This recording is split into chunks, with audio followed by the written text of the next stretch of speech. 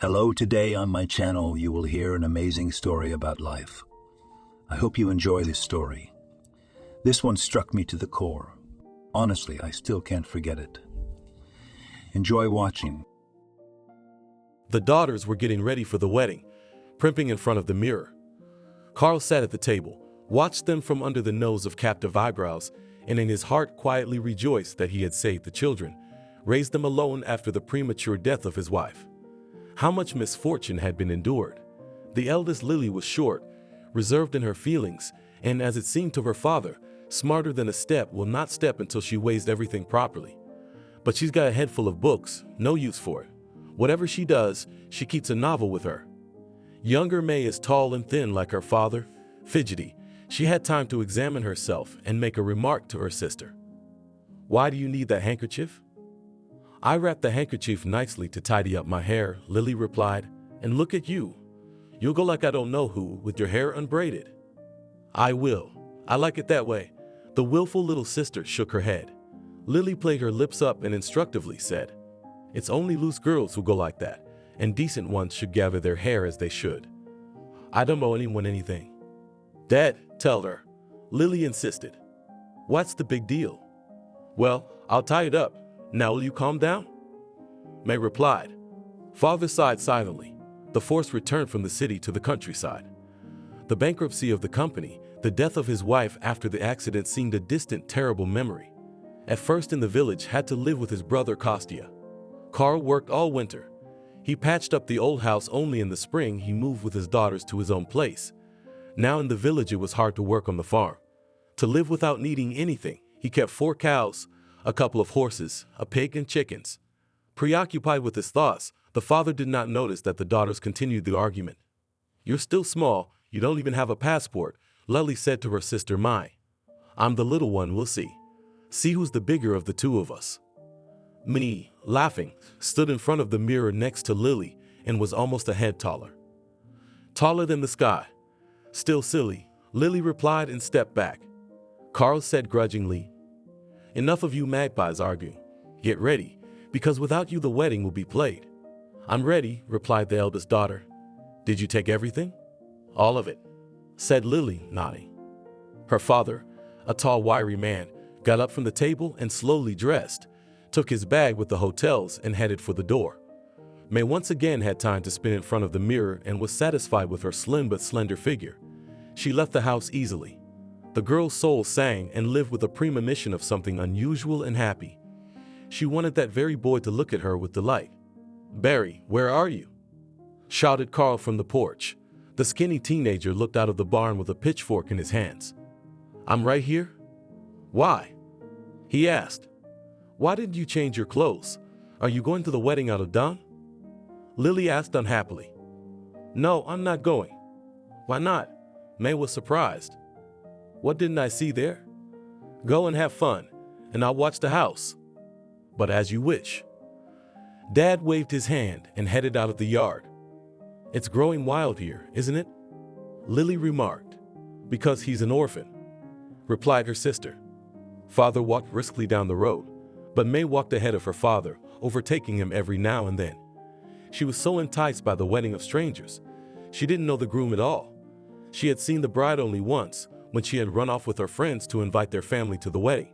The girl was related to her mom.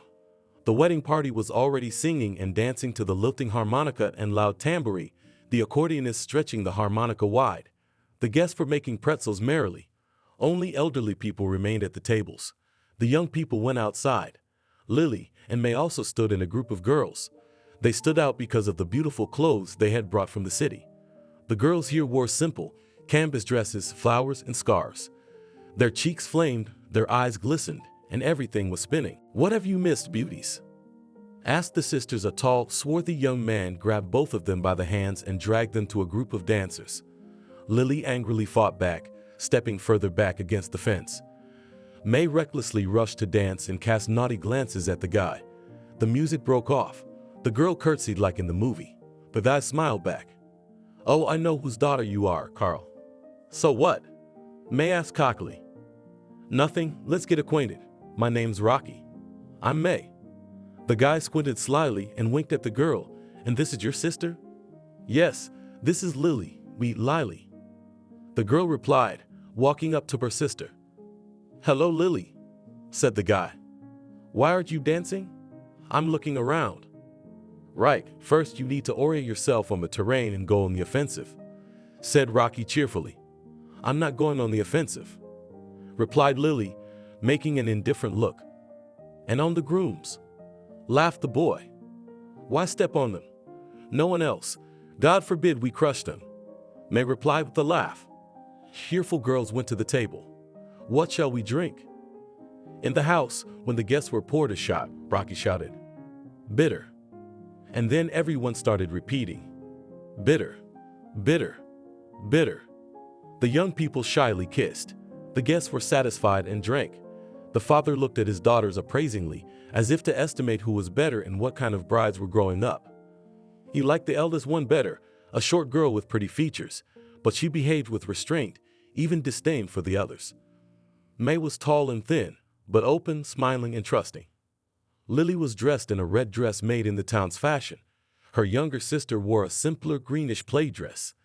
2 thick blonde pigtails lay across her chest.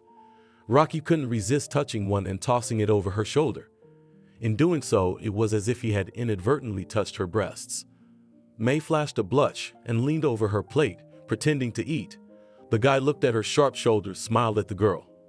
Why do you have 2 braids? He asked in a whisper. Why do I like it so much?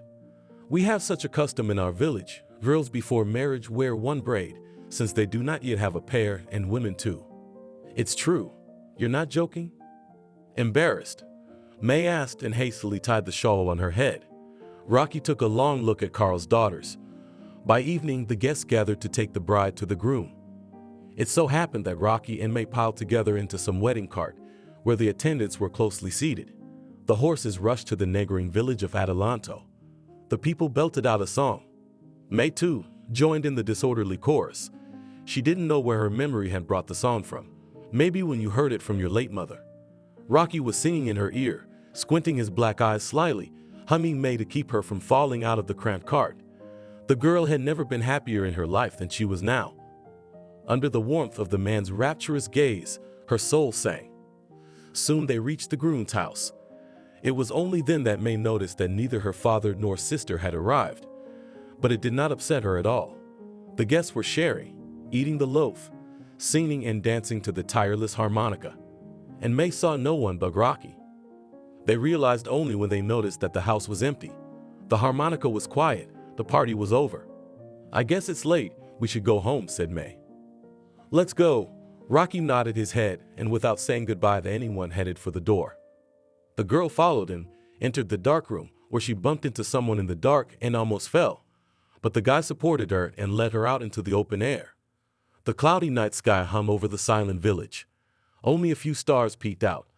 The black outlines of houses and trees were barely visible in the darkness.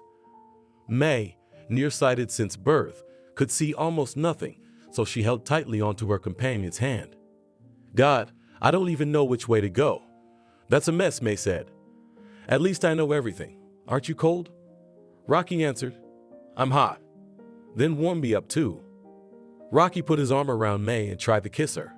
At first she jerked fearfully, but the guy held her back, and the girl gave herself to a pleasant, not yet known to her feeling of passion, tenderness. When Rocky finally loosened his embrace, quieted for a moment, May, as if wanting to muffle her bashfulness, said mockingly, almost strangled him. I wonder if we'll have our whole odds ahead of us. Ironically, replied the boy. Are you going to strangle me for the rest of my life? With contrived indignation asked the girl. And what else can I do with you? Rocky laughed. Again he embraced the girl and kissed her for a long time until she began to pull out. We'll never get anywhere like this, May said. What's the hurry? It's a long night. The boy took May under his arm and they walked along the quiet village street. It was a pleasant walk. Mai felt the soft and warm palms of his hands. Hearing his breathing beside her, tried to walk with him step by step. Gradually the village ended. They slowed down a little. Where did you live? Washington. Why did you leave here? My father got sick and then he died. Our mother died even earlier. I was 13 when I was left for the master, 3 sisters and all the little ones. It was hard enough. We survived. They walked the road through the field. The piercing night air was blowing through their jackets, but May tried to ignore the cold. Are you cold? Rocky caught on. I need to warm up a little. On the road? I know a place. The guy turned off the road and headed towards some building. Where are you going? The girl asked anxiously. A farmer used to live here. His house was demolished, and the bathhouse is waiting for us. I'm not going there. The girl was stubborn. I'll carry you in my arms. Rocky dashingly picked up the girl and carried her away. She didn't break free, snuggled against his chest, listening to his heartbeat. Rocky let May go, opened the door, stepped into the middle of the room. The girl stepped in after him. Beneath my feet rustled the straw that lay there, smelling musty. See how warm it is in here. Let's go to that corner and sit. Do you know all the corners? Rocky's companion asked in surprise. Last year I hid from the rain so many times here. Sat on the straw, which was soft and warm. And there are no mice here. May asked cautiously. You're so tall, it would take a lot of mice to eat you. Rocky took a bottle out of his pocket and handed it to the girl. Have a drink. You're hungry. There's no place to sleep. I don't like your jokes. No problem, as long as you like me, and there will be new jokes for every occasion. Here, have a sip. Warm yourself up and be well. What's in here? Arsenic water. Drink it. May, laughing, took a sip, choked, coughed. Like a little child. You don't know how to drink from a bottle. But it's vodka. I don't like vodka. She was indignant. You just haven't gotten the hang of it yet. Learn from me. Rocky sipped a little, handed the bottle to the girl again. Try some more, warm yourself up. I've got some candy to snack on and it'll be great. The boy assured the girl. I'm scared. Why are you so cowardly? She took a sip in her chest for a scorcher, pleasantly and warmly spilled all over her body. Rocky put a candy bar in her mouth and asked her, how's it warming up? Really warm. Where'd you get it? Where I got it is done. Let's finish it. Dishes like cleanliness. May took another drink from the bottle and got dizzy. The girl lay down on the straw. She wanted to calm down to sleep. Rocky took the bottle from her and praised her. Rich man, wench. I got intoxicated with everything. Nothing, it'll be gone by morning. He leaned over the girl and started kissing her. It was pleasant for her to bathe in his tenderness. She felt her whole body flush with bliss, her face burning. Rocky's hands roamed over her body, stroking, caressing, striving to free her from her clothes. May, don't be afraid of me. I won't hurt you. See how good we are now. And it's going to be even better. Don't be afraid of anything. Don't push me away. See how good it is, my sweet girl. Pumped by tender words, stunned by love and vodka, her soul recklessly drowned in passion, as if she had fallen asleep, entrusting herself to Rocky's desires. She woke from the cold and opened her eyes. There was light coming through the cracks in the door. It must have been dawn by now. Next to the polanda, arms spread wide with her face up, she pulled her jacket up to cover her chilled shoulder. It was only then that she realized she was naked. A terrible realization pierced her soul. We had everything. How will I live now? How will I ever get home? What horror! She rose cautiously from the straw. A shiver ran through her body from both cold and excitement. She gathered her clothes and hastily pulled on her underwear, dress, and jacket with her naughty hands. I looked at the guy with hatred. Wanted to run out, but the door would not open. The girl angrily jerked the guy's shoulder. Wake up, you hear? Wake up. He opened his eyes and smiled. May sleep early. Where are you going? What have you done? How am I going to be now? I'd forgotten how it was. You asked me to. Asked me what? How could you do that? You said nothing would happen. She asked in confusion. Nothing happened. What am I supposed to do now? She asked in despair. Do nothing. I've been here with more than one of them. Thank God, everyone is alive and well, and now they invite me here themselves. These words were like a slap in the face. She blushed and cried out indignantly. What kind of a rascal are you? The girl cried, covered her face with her palms, and jumped out, kicking the door with her foot in anger and almost kicking it away. She hated, cursed the frivolous guy who had convinced her that nothing bad would happen, but himself. May blamed herself for trusting him, for relying on his decency, for taking pity on his orphan. How to live on. She went out to the road, wiped her tears and looked around. She recognized the place and went to her home. On the road, she met an unfamiliar girl, greeted her with a snide smile. May seemed to know everything about her. Terror filled her soul. How to live now, how to return home, and how to look into the eyes of her father and sister. When she entered the house, Lily was already preparing breakfast. Dad and Barry weren't in the room. "Where have you been?" her sister asked indignantly. "I was at the wedding." Quietly, May answered. "Me and Dad were there too, but I slept at home. We went to Adelanto to see the groom." "Who's we?" May, realizing she had almost spoken, explained. "All people are guests." "Who invited you?" "I thought it was the right thing to do. People are coming and so am I." Lily picked up a rag, approached her little sister threateningly and shouted, "I know where you've been. I know where you've been. You slept over with Rocky. He's got a girl besides you." "I don't know Rocky," said the sister, putting a look of indifference on her face. "But the one that's been hanging around you all the time." "Which one?" "The one with the saggy lip? I forgot his name." Lily looked at her sister in disbelief. "He didn't have a saggy lip. He was a good-looking guy. Only a woman there told me he'd been going to nannies for a long time." "What do I care? He can go wherever he wants. So where have you been?" "I left the house at night, went the wrong way and got lost. You know I can't see very well, and I can't see very well in the dark. I wandered all night, and when it dawned, I found my way home." Lily shook her head and said mockingly, "What do you think of yourself? Everyone in the village is out in the open, and people will think the same of me if they see you walking around." "I don't care who thinks what," May answered indifferently. "But I do care. Your father is looking for you half the night. Shame on the whole neighborhood. I'll show you how to go out at night." Lily furiously pounced, slapping May painfully with a rag.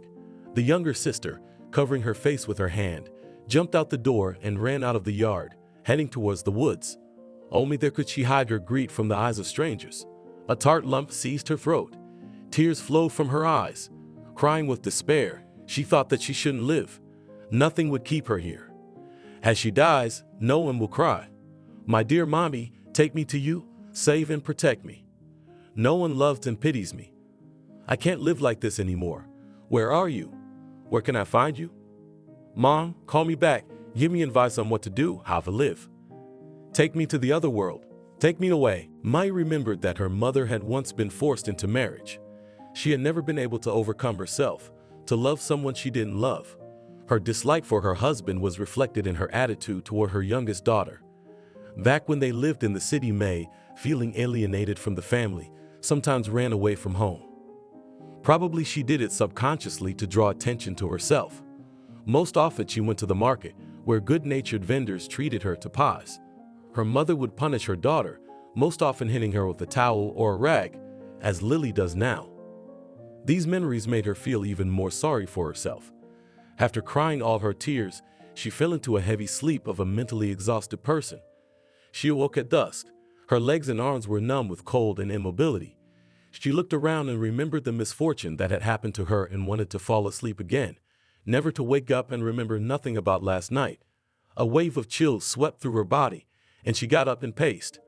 Wanting to warm herself at least a little from the gaps between the tops of the fir trees, the stars looked up at her, and even from them she sought to hide, for it seemed they were laughing and judging her. She wanted to see no one, only death would bring relief. She imagined how she would lie in a coffin, dressed in a white dress and veil. Gradually the forest parted, his voice faded. Beneath her feet and squelched the marsh, water poured from behind the clay of her boots. May realized that she had walked into the swamp in the dark, realized that she would drown and no one would ever find her. No, she didn't want that kind of death. Her leg went down over her knee. May barely pulled it out, but immediately her other leg had already fallen in.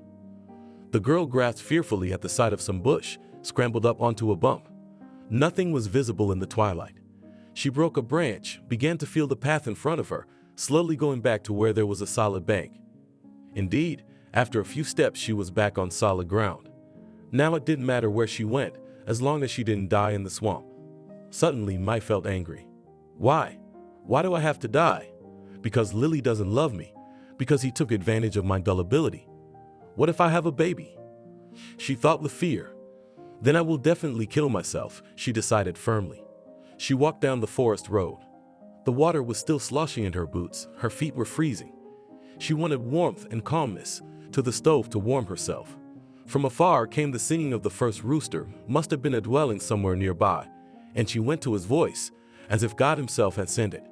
Gradually, it began to lighten. She saw that the road led to Uncle Tony's house. She was glad and went through the vegetable garden to his house. She shook off the water a little. She went into the dark hall, fumbled for the handle with trembling hands, and stepped into the room. Aunt Betty was already at the stove. Uncle Barry was sitting by the table. "Hello, may I come into your house?" May said quietly. "Hello, you're here," Uncle Tony said. "Where did you disappear to?" "Dad's been looking all over for you," clapped her hands. "I haven't disappeared." Clenching her teeth to make her shiver, the girl replied. "Have you been kicked out of the house?" With sympathy asked the uncle. "No, I left on my own." Shivering, she replied. Their daughter Leslie woke up and asked in surprise, "Why are you like this?" The guest said nothing. Tears flowed from her eyes from this sincere attention, and sympathy covered her face with her hands. "Why are you like this, May?" Leslie asked sympathetically. "She's all wet. Look at the puddle." "Quickly undress and get on the stove," ordered the landlady. The aunt helped her to take off her wet shoes and skirt, gave her a dry shirt, and helped her to climb on the stove. May trembled like an aspen leaf, fell into the warmth, covered herself, and fell asleep. Leslie climbed on the stove. "I wanted to ask her what happened." "Don't touch her. Let her sleep," Betty told her daughter. "She's very impressionable." Everything in her mother managed. By evening, May had a fever. Her head felt heavy. Her whole body ached and ached. Father and Lily came to see May. She didn't recognize anyone and called for her mother. She must have been very sick. What was wrong with her? Carl asked himself. "She has a cold. Maybe we should take her to the doctor." "Wait, you and your doctor," Tony advised. "Those doctors only want to take money from us. I'll go get old Kathy to give her a whisper," Betty suggested. Go, it'll be safer." Tony supported his wife. Lily leaned over her sister, stroked her hot head, called to her. May is mine. Do you recognize me? It's me, Lily." The girl opened her eyes, looked at her sister with a hazy look and whispered, Mommy, I'm sorry, and I'll never be sorry again. I'm sorry, Mom." Lily looked at her sister's exhausted face that had grown up in one 24-hour period and blamed herself for meeting her so harshly. She should have questioned her affectionately. She would probably have told everything, for she had no friend but her elder sister. May had a hard temper. She could be affectionately meek, or she could suddenly snap and become a bully. Lily touched her sister's hot forehead again and called pleadingly, "May, can you hear me?" Her sister looked at the other one inarticulately, smiled weakly, and whispered, Mommy, stay with me. Don't leave me, it's so hard. It's me, Lily." "Mommy, Lily is angry. She doesn't like me. She swears and fights. Nobody loves me." "What are you talking about, silly? How can I hit you? Are you bigger and healthier than me?" The girl moaned and begged for a drink. There was a stomp on the porch. Betty entered the house with her little frisky and talkative grandmother, who said a loud hello from the threshold. "But eating to good people. Why are you all so vague?" "Bless you, Auntie. Come in. Maybe you can give some advice," said the father. "My daughter is sick. Let's see what you have here."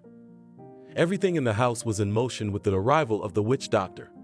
Mary bent over the patient, put her palm on her forehead, then pressed her ear to her chest, listened to her breathing. Then she performed some manipulations and began to perch May prayerfully. The girl subsided, no longer moaned, and even breathing seemed to become easier. When Mary had finished the right and left, Carl rose prudently, said, "If it's not too much trouble, let her stay with you, where I'll take her when she's sick." "What are you talking about? We are our own one family. Don't worry, we won't let May get hurt." Lily looked sympathetically at her younger sister and followed her father to the door with a heavy sense of guilt. Could she have thought that that morning's quarrel would end in such a disaster? Little had they quarreled before, but there had never been a time when her sister had left home. May had been seriously ill for a month. Sometimes the girl fainted. Mary came 3 times. Finally, her condition improved. In the morning, May suddenly felt relieved, wanted to go out, threw her jacket on her shoulders. "Where are you going?" Leslie shouted after her. "Nowhere, I'll be right back." May squinted her eyes from the bright sun, went out, turned to the pond, sat on the bank. The pain in her soul did not subside. "Now I'm going to leave in this clear water I belong." May threw off her jacket, stepped into the pond, stepped some more to throw herself into this cold and put out the fire that was burning her soul. The waves ran away from her in circles. She woke up in Uncle Tony's hut and realized with bitterness that she had been pulled from the other side of the world again. A few days later, May felt healthy. Leslie ran out of the house. May concentrated on her thoughts out of earshot, what mother and daughter were talking about. What had she decided? Where should she go? Sighed the aunt. "Where is she going?" May asked in surprise. "Hadn't you heard? She just said she wanted to go to California." "I'm sorry, I was thinking." The aunt looked sympathetically at the girl and shook her head. "What's the matter with you? It's as if you're lost, you can't come to your senses." "Already came. Please tell me why she goes there." "They're signing her up for a job there." "And I want her to sign me up too." May asked. "You're just a little girl." "I know how to do everything." A cheerful Leslie ran into the house and announced that my father had authorized it. Her mother wrinkled her nose in displeasure. "He's always catering to your whims. How will you be alone among strangers?" "She won't be alone. I'll go with her," May said firmly. "They won't take you. You've got to be at least 16, objected Leslie. "I'm taller than you. Who knows how old I am?" "If I'm 16, I'll say I am." "You're a risky one." Leslie laughed. "All right, let's get some breakfast and get going. I'll have more fun, right, Mom?" Betty nodded silently. She started to light the stove, and May thought happily of the fact that she would leave home and not have to see Rocky. After breakfast, the girls went to ask to go to work. "What are you going to do, May?" Leslie asked sympathetically. "I don't know, something heavy on my soul. And my mother taught me so. As shroud sadness, give it to the stone and throw away the water. Your blackness will float away with the water." "And I will do so," rejoiced the girl.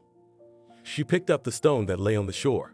She imagined that this was how Rocky had changed and all the evil that had fallen on her after meeting him, and threw it into the pond. The stone tumbled heavily and circles ran in the water.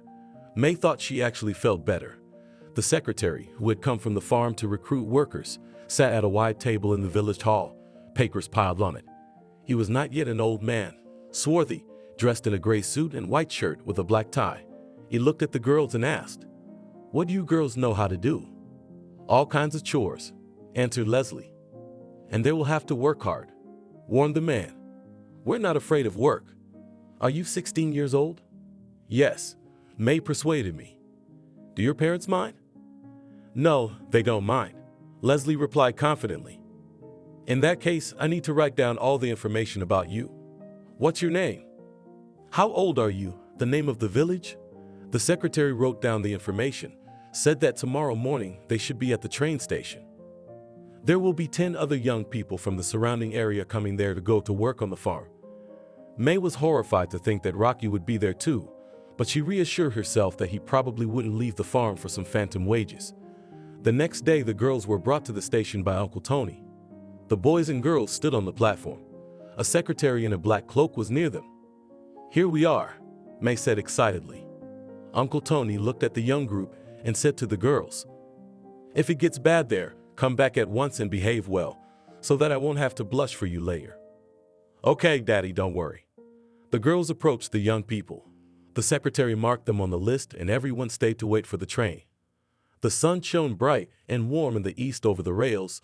They burned, reflecting the bright rays, and somewhere far away converged into one point.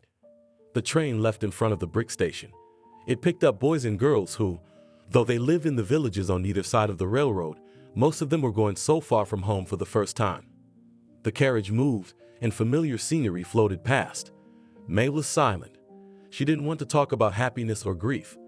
She was running away from her recent past, which she wanted to forget forever. The white farmhouse rose at the end of the long alley, a 2-story building with small balconies on the second floor. To the left of it were the outbuildings. That's where the secretary took the young people. In a small but beautiful building, they were greeted by the housekeeper, a thin old woman with a gray head. She took the list and began to read the names. When it was Mai's turn, the housekeeper even took off her glasses and said in surprise, "She's just a child, as thin as a straw. As long as she loves her work, and she will grow old in time." The secretary replied, "You will have to work all day. We will pay well and feed also well. Who will not be lazy, will not regret that he came here. Now I will show you where you will live, where you will eat, and tomorrow morning you will go to work." The young people were accommodated in a small one-story building. 7 girls were already living in the room reserved for girls. There were bunk beds, a few stools, and a table. Mai chose her bed upstairs, even climbing in and lying down for a moment on her new bed. The blanket and coverlet were, the old, clean. Then they were taken to supper. They were given a plate of thick, tasty soup, potatoes fried with small pieces of meat and morsels. Everyone was satisfied with dinner. "Girls, what village are you from?" a blind boy asked Lily. "Have you ever heard of Texas?" "I haven't, but now I'll know. I'm from Vegas. We got a lot of pretty girls. Why don't you come down and see me?" Leslie suggested it. "I'll pick one for you." "Oh well, don't poke your nose in other people's sausages." Leslie laughed. "You earn money first. You don't want to be a matchmaker with an empty bag. Do you know how much money we have, girls?" cheerfully said the other one, trying to hug May. The girl bounced like scalded and looked angrily at the insolent man. "Why are you so wild?" he asked in surprise. "Why are you jumping on me like a bull? Who would have thought that in the villages such angry girls live?" the boy said. May didn't answer anything. A new life was beginning, and she did not want anyone to spoil it. No, she would not let anyone into her destiny now. In the morning, the boys took the manure out to the field and the girls spread it. The work was not very hard, but for 12 hours they threw so much that they returned from the field in silence. After work, we had enough strength only to change clothes, wash up, have dinner, and go to bed. And it was not frightening. Let there be a sea of work, just not to think about anything, not to remember anything.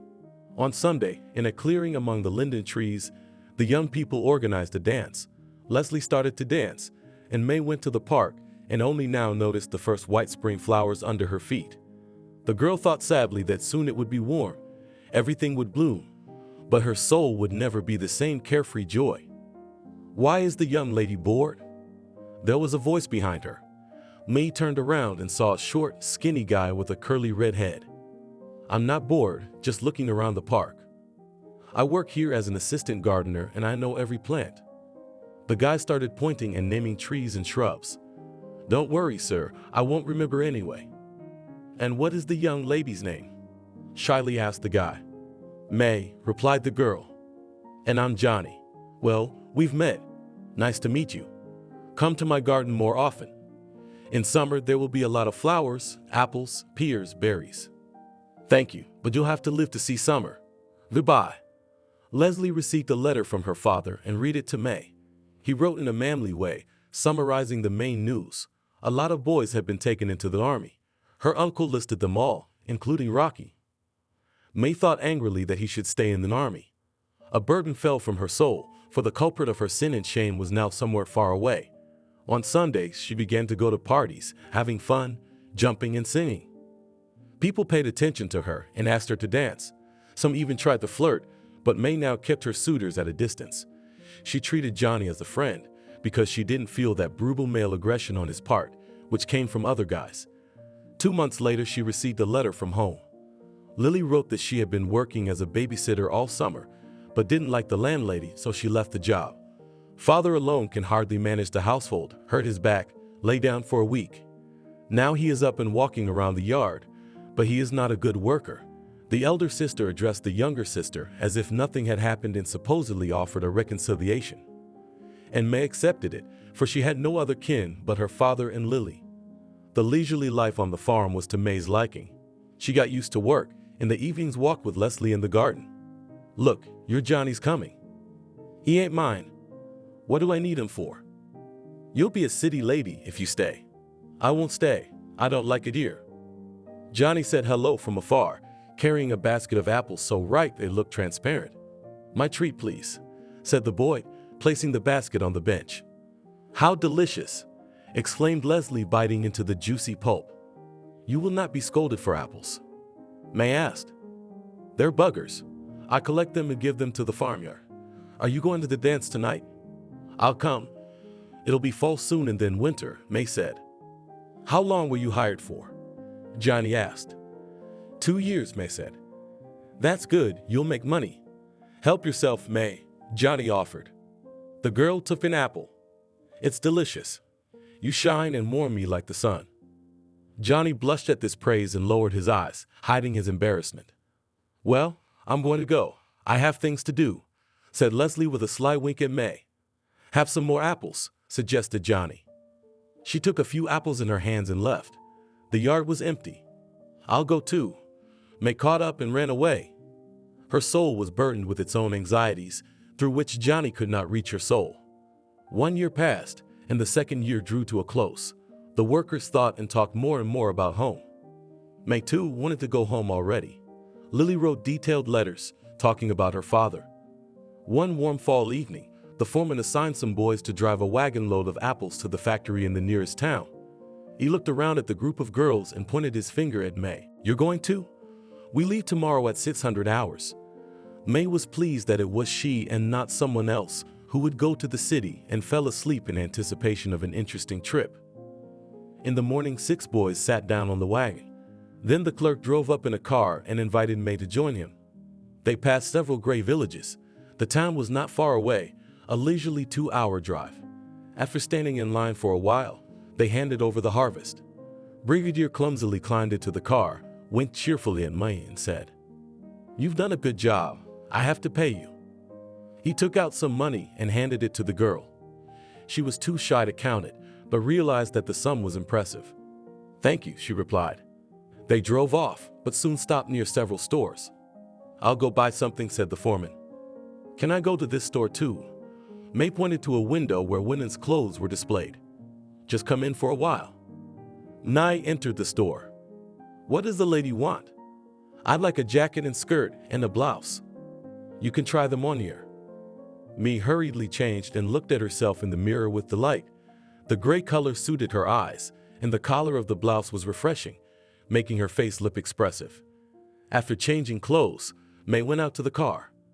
Excuse me, please, what took you so long? Wow, I don't recognize you.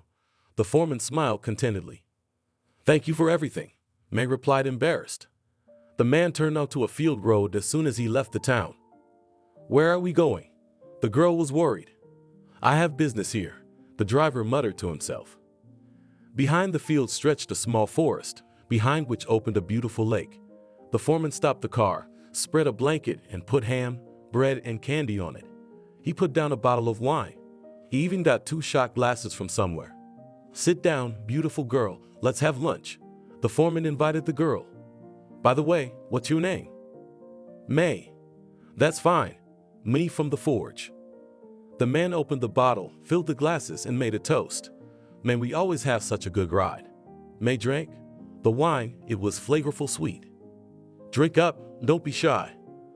It was easy to sing, and I ate with gusto. Whoever works well should eat well. It's not a work day, it's a holiday. May laughed. It's true. The holiday should be forged with your own hands. You're so good. Let me give you a kiss. The foreman kissed May on the cheek. You're so sweet, like candy. You'll think of something. May laughed. The wine made her laugh. Now you kiss me. The man kissed her cheek. May didn't notice she was sober and dizzy. She lay down on the fallen leaves, breathed in the damp smell of the earth. Rest, rest, rest, and I'm here for you.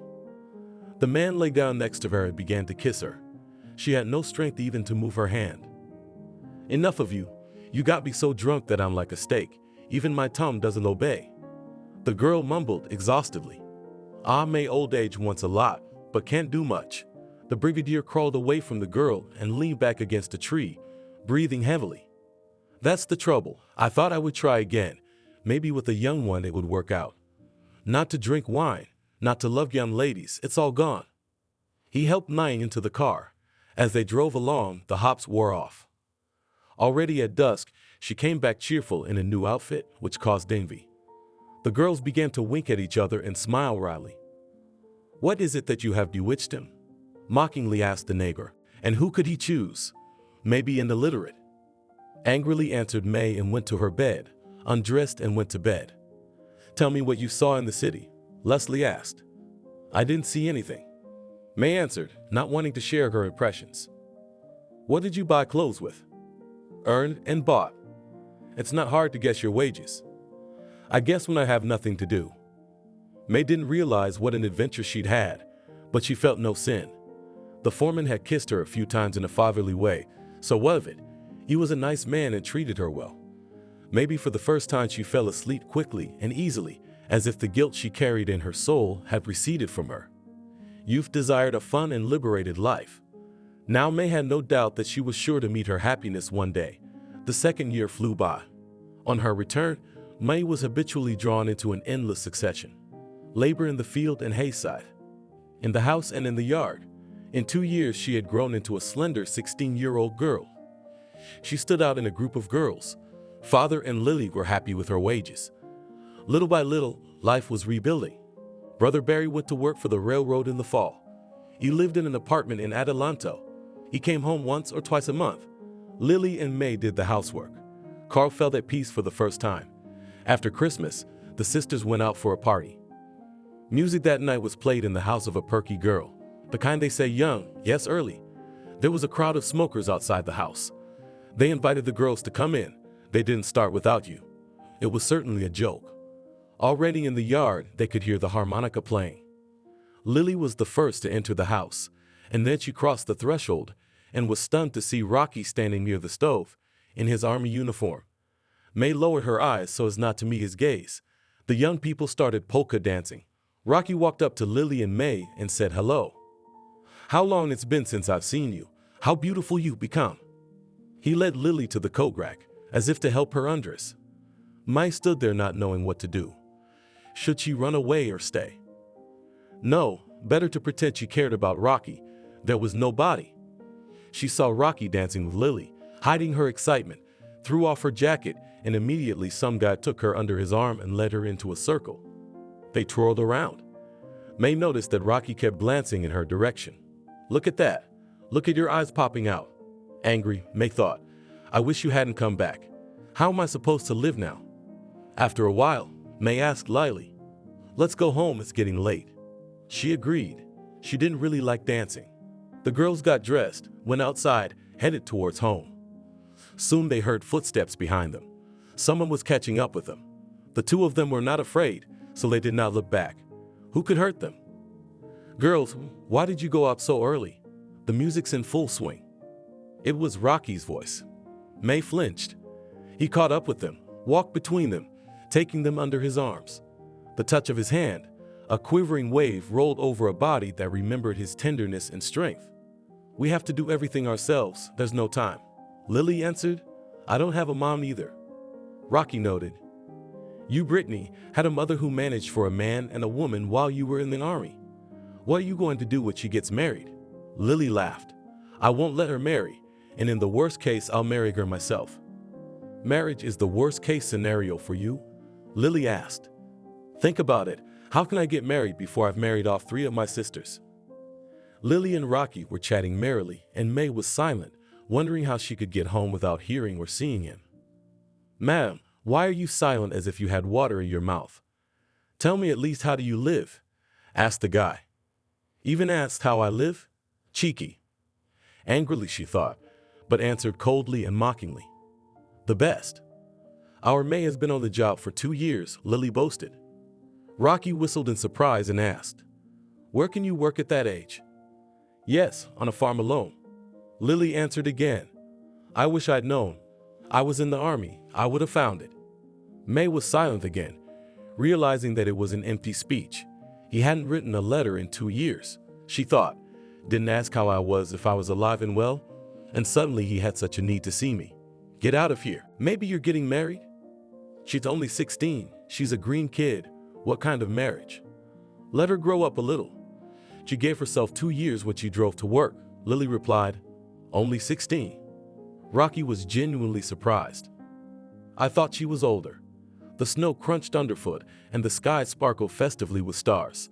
Lily was chatting merrily, and May felt oppressively insecure, walking with her head down.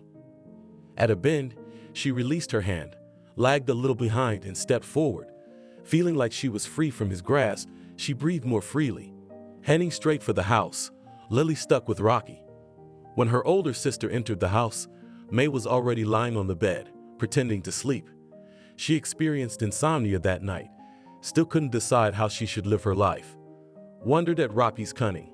See how he turned himself, pretending to woo Lily, spinning like a frying pan. Let's see what happens next. Don't let him think I'm going to chase after him. He won't. With this firm conviction, the girl fell asleep sometime in the morning. She dreamed that she saw Rocky again. He catches up with her and kisses her for a long, long time. She woke up and thought bitterly that there was no escape from him in her sleep. That night, Rocky came back to the party. "Where have I been?" asked the hostess girl. Rocky, unhappily and angrily, flashed her eyes. "I talked to the guys on the street about the service. I went outside, you were not there. Standing cold, so we walked a little. It calmed down. Let's go dancing." "Let's go," answered the guy. They twirled, the girl smiled happily. Rocky smiled too and looked away. He didn't like to look into women's eyes because they expected something from him, and he didn't want to promise anything to anyone. The will was more precious. Rocky didn't go to the second dance. His girlfriend was dancing with someone else. After the dance, she came back to him. "Well, what took your soul?" He smiled. "And what, are you jealous, or what?" she asked, lowering the resentment on her face. "To be jealous, you have to love. Why are you so cruel?" "Unfair. I don't throw myself at girls. I've been around Lily and her sister recently." "Go jump with that black guy. He's missing you." "You're silly. Come on, while your mother's asleep, I'm waiting for you." Hotly, Nanny whispered. She cast a glance that called and promised pleasure. That glance of awe and tension pierced Rocky's body. Rocky had been left a round orphan as a teenager. With his older sister, he ran the household and raised his younger sisters. Working the land, it is difficult to get out of poverty. So from time to time he found work to earn money, paid taxes, and bought necessary household utensils. Thus, despite his youth and orphanhood, Rocky was considered a smart and strong master in the village. But he wanted more out of life. He regretted not having a good education. He only finished elementary school. However, Rocky continued to be interested in science. First, he reread all 425 books that were in the school library. Secondly, he bought a Bible from the local bishop and began to study it slowly every free minute. The life of the village people unfolded before him. On Sunday evening, Rocky left for Adelanto, where he intended to meet a friend. The frost was holding out, which invigorated and energized the lad. Rocky entered the house. The host rose from the table and went to meet his guest. "Good of you to come." "How could I not have come?" "Sit down and rest from the road." "Are you hungry?" "No, thank you." "Why didn't you bring some of the other trustworthy guys with you?" Buddy asked. "Some other time I will, but in the meantime, why don't you introduce me to your girls? Why do you want to get married?" "I'm just looking. City girls, slutty, country girls, modest, shy. That's why it's hard to see them behind their scarves and aprons." "Maybe you're right, but you want to take one that you can't look at for the rest of your life. It doesn't work that way. Everyone gets older, and unfortunately, so do the ones you love." "All right, let's go to the party." Buddy slung his jacket over his shoulder, and they walked out into the frosty evening. They arrived at the house where the next dance was scheduled. They entered the house and the young people crowded around the door. Girls were dancing in pairs in the middle. The guys were in no hurry to join in, smoking cigarettes, laughing. "Peku," Buddy suggested. "I've got my eyes wide open," Rocky replied. "Take the one closest to you." Buddy asked for a tall, stately girl. Rocky chose a slim girl with a long braid below her waist.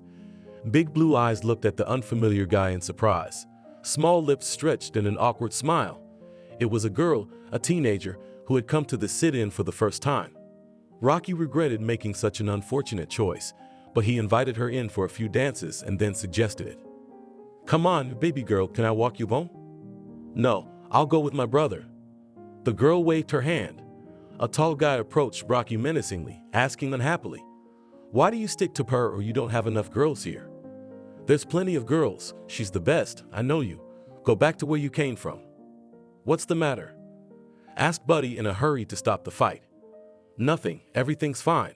Rocky turned and walked away. Afterward, the young people crowded around Nani's hut. Rocky shook hands with a few of the boys. "You're going to the hat show," said one neighbor. "You're wrong about the girls," Rocky replied. "Your nanny's busy tonight. Bobby's out with her all night. She's as much mine as she is yours, and who goes around, comes around." "I thought you guys were serious?" "Don't think too much. It can give you a headache. I'm going inside. I'm freezing." The boy went into the house where the harmonica was playing frantically, the heels of boots and soft blades stomped. Couples were dancing. Nanny was sitting with the boy, whispering something in his ear. However, as soon as she saw Rocky, she walked toward him. "Where have you been all night?" "Where I wasn't." "Why are you like this? Have I done something to offend you?" "No, on the contrary, I'm very glad you didn't miss me, and you were making out with the first guy you saw." "Silly, what's Bobby to me? I'm making fun of him. He doesn't understand anything, like a little child." She smiled disdainfully, fixing a dark strand of hair, stood on tiptoe, whispered hotly in his ear. "Let's go to the room, I missed you so much." "Yeah, I've seen you miss me." Rocky went out, followed by Nani, and as soon as the door closed, the girl threw herself into Rocky's arms, greedily kissing his face, eyes and lips.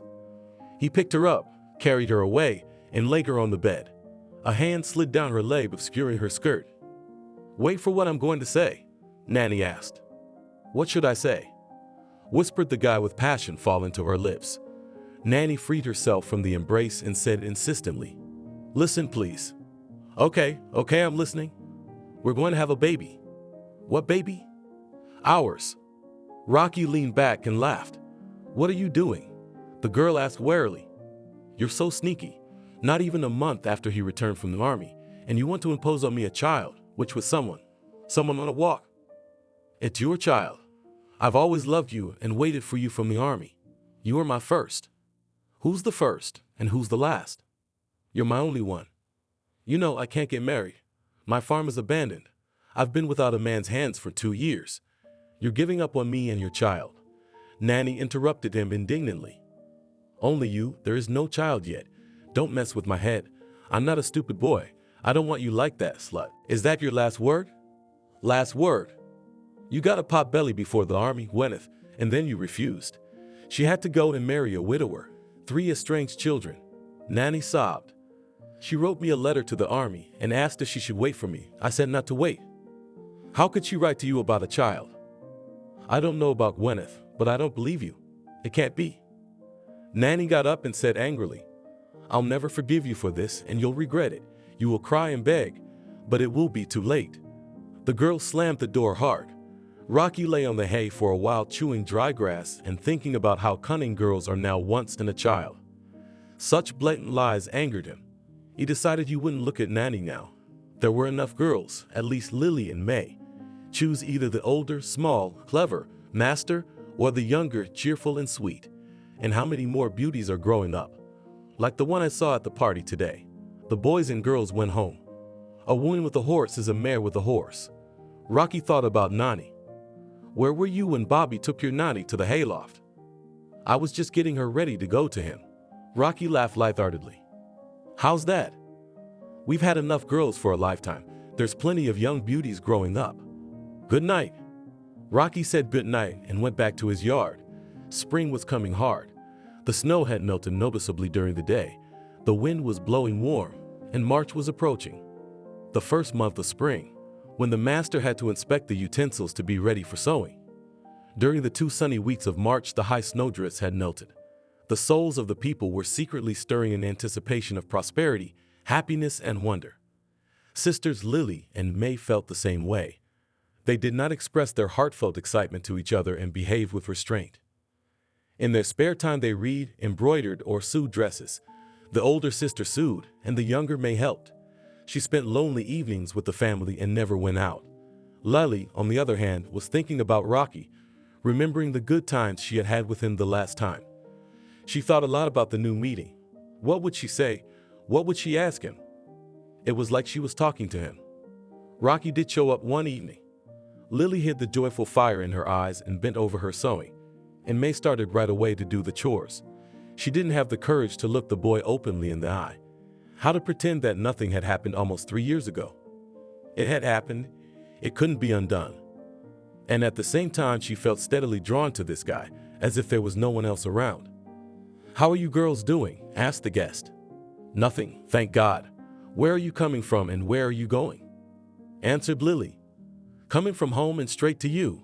I haven't seen you for a long time and I missed you," he said with a smile, looking into Lily's eyes, because May came out at the same minute. "I wondered if you were sick, not showing your face around the house." "We're fine," cheerfully, Lily answered. "And what are you doing?" "I'm selling Mai's dress, and I've already made mine." "You did? How I would like to see you in a new dress, although I like you in this everyday clothes very much," said the guest jokingly and with a smile. Lily blushed. That guy who she had liked since their first meeting 3 years ago finally noticed and appreciated her, even told her so. Rocky looked at Lily's russet head, her delicate face, and thought she should have been born a young lady. May came in and began to grind potatoes. Steam filled the room. The older sister looked up unhappily and said, "May, take the potatoes out into the hay." The sister threw a disgruntled look at her sister, picked up the huge pot and carried it to the door. "Wait, I'll help." Rocky picked it up. "I don't need any helpers," replied the girl. "Let me at least open the door." "Open it if you don't have anything to do. How do you talk to a stranger?" Lily was indignant. Her sister didn't answer the remark and thought, "A stranger is a stranger to you, but to me, I can't figure out whether it's more love or hate in me." May zealously pushed the potatoes, as if by doing so she was killing her best feelings for the guy. No, she won't live her life depressed and disappointed. She would start going to parties, dancing with all the guys, and let him see that she had her own life, and she wasn't going to let anyone spoil it. May went to the barn to feed the pigs. Lily didn't do any chores. She's been nagging her hernia. Every morning she wore a tight, wide belt that pulled her belly in. May had the whole household in her hands, and the sister read books alone, but Mai sewed new dresses, and thank you for that. When May returned to the house, Lily and Rocky were talking quietly about something. It was awkward. She didn't know whether to leave or to listen. Let them go outside, and the house belonged to May too. She slowly threw off her old jacket, fixed her hair. Rocky involuntarily admired her slender figure. Something suddenly stirred in Mai's chest. Her heart beat excitedly and rushed to meet something unknown, but already desired, as if she had forgotten how much trouble she had experienced because of Rocky. It was sunny on Easter, and the spacious clearing behind the village was especially noisy. Not only young people came, but also elderly people and children. The girls were round dancing and the boys were playing cards. Lily and May stood at the edge of the clearing looking around. Then they sang songs and danced together. After the songs, May suddenly became sad. She looked into the distance and felt that she was going to cry. So as not to give away her mood, Lily said, "The feast is a feast, but I have to go to the farm. Father's left at home to do the chores. Father also needs to rest sometime. Stay among the people, and I'll go. We come together, we go home together." Rocky had been feeling both happy and anxious lately. His name had gotten on the list of candidates for deputy. On Sunday, even before dusk, the young people gathered in the street. Guys stood in a separate group, smoking, joking. Girls sat and sang. From afar came the melodious voice of a harmonica. The youth immediately turned their heads in that direction, waiting, praising the harmonist.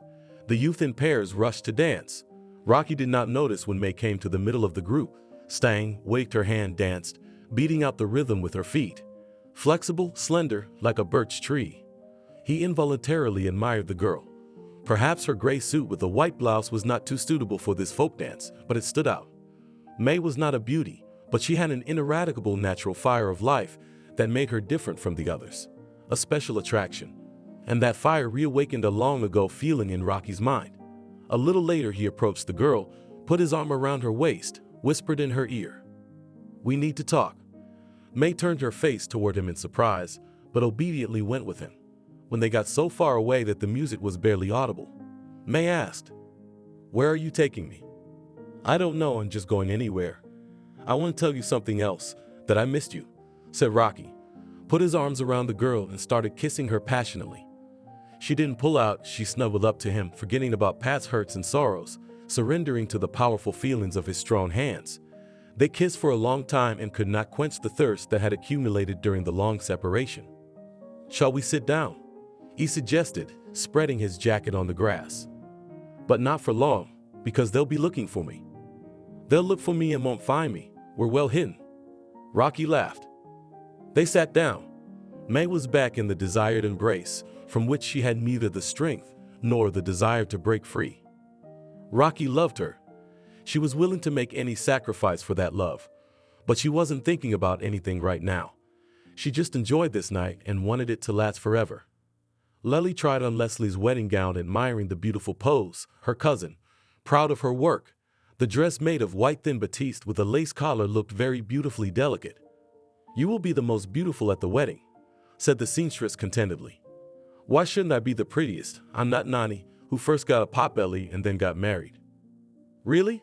surprised Lily. "The belly is already huge. Whose work is that?" They said Rocky. "That can't be right. Gossiping just to smear a good man." People say Nani got pregnant, went to Rocky and told him everything. He wouldn't admit his kid. So she went to Bobby real quick. It's slutty girls like that who set themselves up to get a guy pregnant and then look for the guilty party, said Lily. May watched her sisters in silence and thought painfully about her own thoughts. She felt that after the last meeting with Rocky, she was also pregnant, and now she didn't know what to do. When she heard Nani's story, she realized that there was no point in asking Rocky for advice or help. He loves only himself and uses girls when he can. Now she was very sorry that she had allowed herself to be possessed. It had happened out of the blue. For whispered, pleaded the boy, her soul. She longed very much for his tenderness and love. She could not refuse the man she loved. No mother, no other person to get advice. Should he kill himself?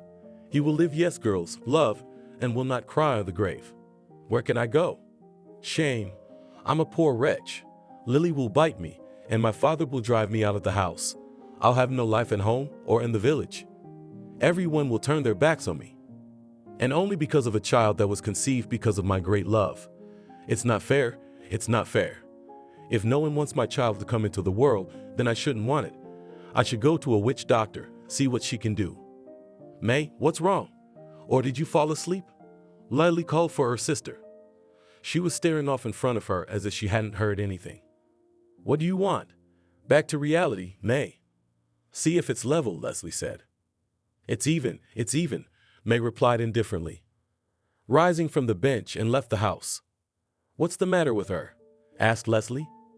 God knows what's the matter with her. She's been walking around for a month like she's lost her mind. May went into the closet, found the money she'd hidden. She went to the witch doctor. The girl was convinced that only this woman could save her from shame and anger, close people. The sorceress met the girl, smiled friendly, looked into her eyes and frightenedly asked, What's wrong with you, baby? Who hurt you? Self. What do you mean? I understand. It's not going well with my boyfriend. I need to be bewitched. I got pregnant. Save Auntie. Stop it. Stop crying. How long have you been pregnant? No, a little over a month. Auntie gave her a look and asked if it's not a pregnancy but a delay. I don't know, Auntie. Do something and put your hands on yourself. Well, wait, die early. Death knows better who and when to take. Tell me, was that time you felt bad because of him too? May nodded her head silently. Poor orphan. No, you have no mother to teach you wisdom. Listen to me. Never let that fellow near you. He'll bring you nothing but misfortune. Thank you, Monty. I don't think I'll ever look at him again. What am I going to do now? Don't you want to have a baby? Everything will change, but the baby will stay. I'm afraid my sister, my father, people I can't even think of. Well, don't cry. Look at this grass growing in the swamp. I know, right? Brew it up and drink half a glass 3 times a day for a week. Thank you for that. You don't say thank you. Remember, don't drink it for more than a week. All right, okay, I brought some. The healer stopped her and cut her off. I don't charge for this kind of help. It's a big sin for us. Auntie, if it weren't for you, I'd probably be dead. Go with God. She went out of the house and looked at the sun. It was still high. The girl first headed toward her house, and halfway there, she turned toward the marsh.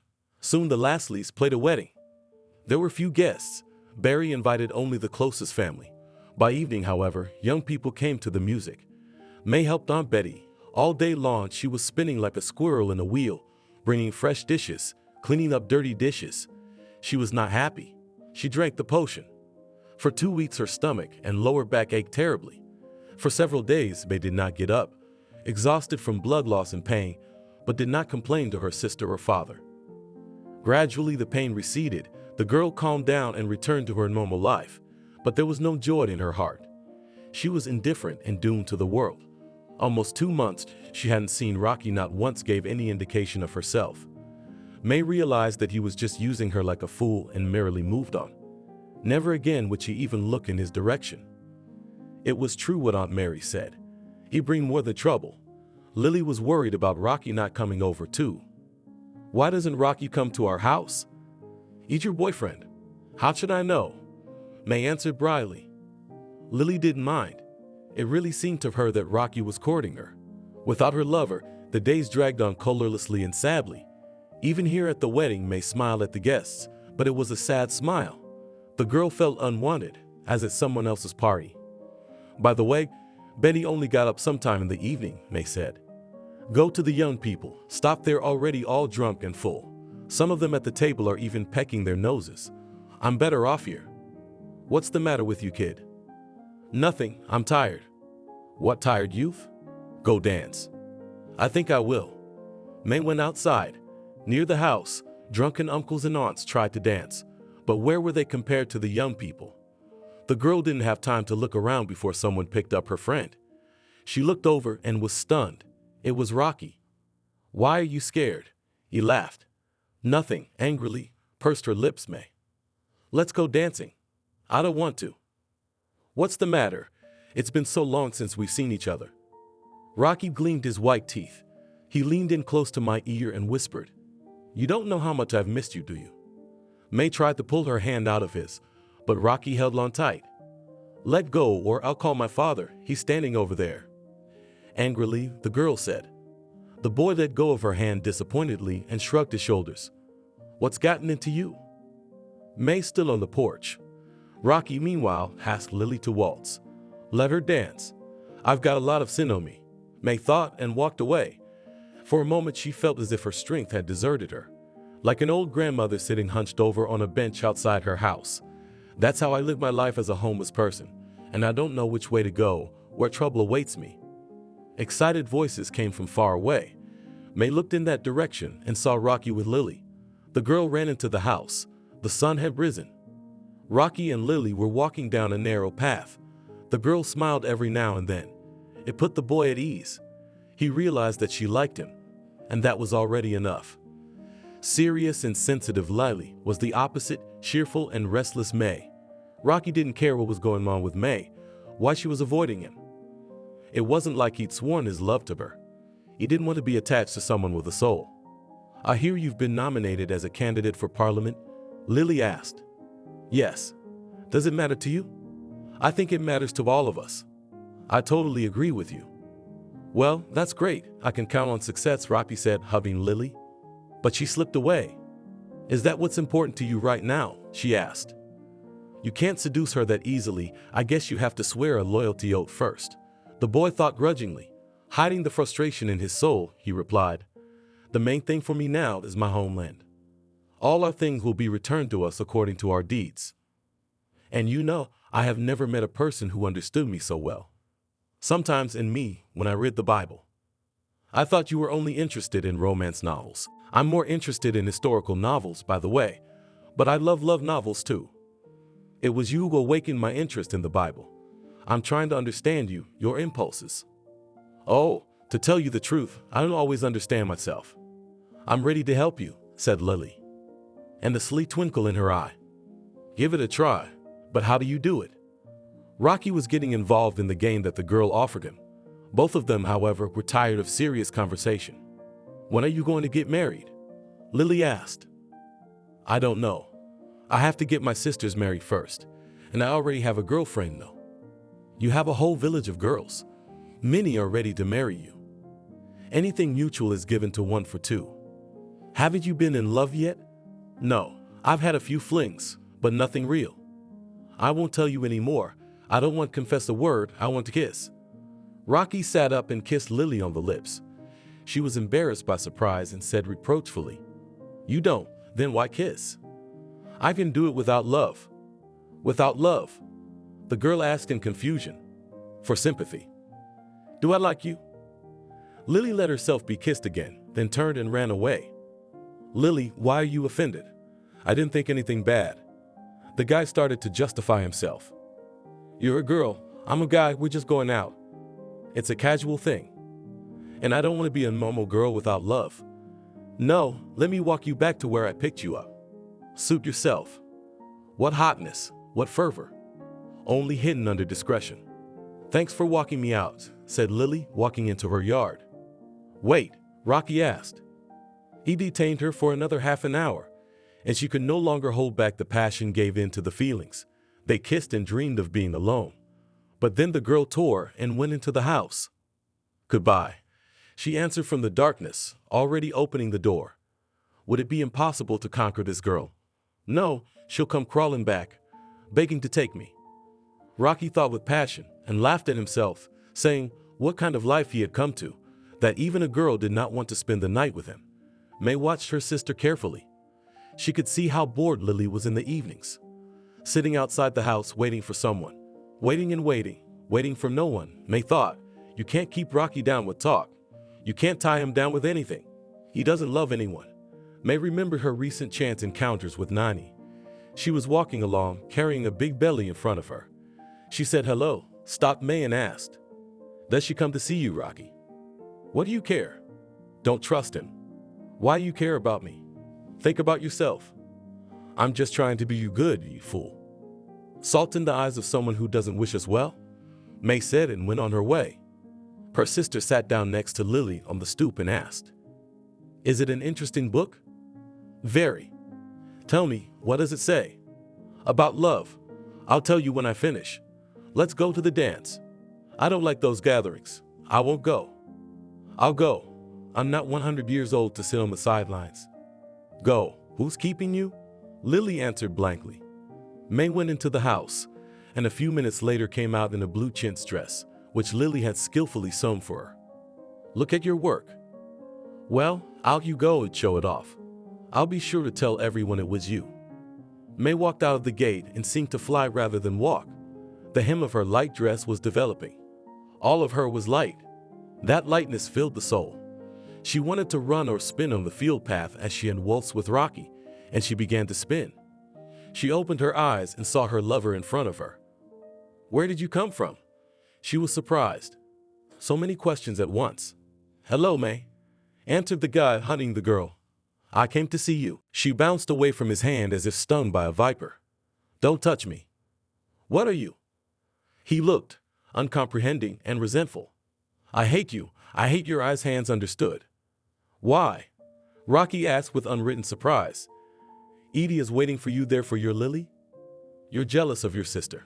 I was coming to you." "You've already gone to me. Stop it." May screamed. Her voice trailed off into a wail, and to hide her tears she ran. "Wait," shouted Rocky after her. But the girl didn't hear him. She ran down the path. The spikes were hurting her arms and face.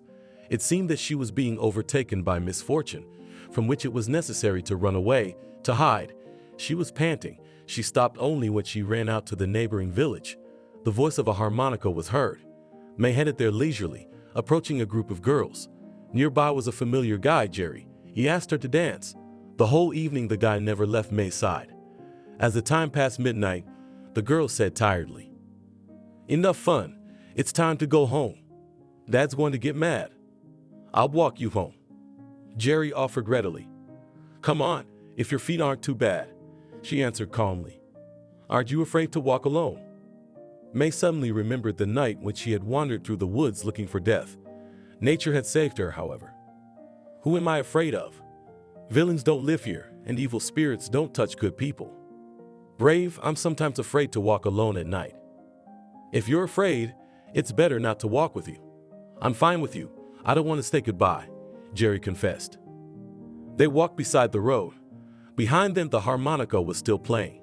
Girls and boys were singing ditties. May cried out, "Oh, I stepped on a rock. I almost fell. My leg hurts." Should I carry it in my arms? Carry it, at least I'll rest. May laughed. Jerry easily picked up the girl in his arms and carried her. You're strong. She was surprised. So I carry more expensive sacks of potatoes, Jerry grinned. Suddenly sand splashed in the girl's face. What's that? She shouted. Jerry let go, looked around. 5 steps away from them stood Rocky.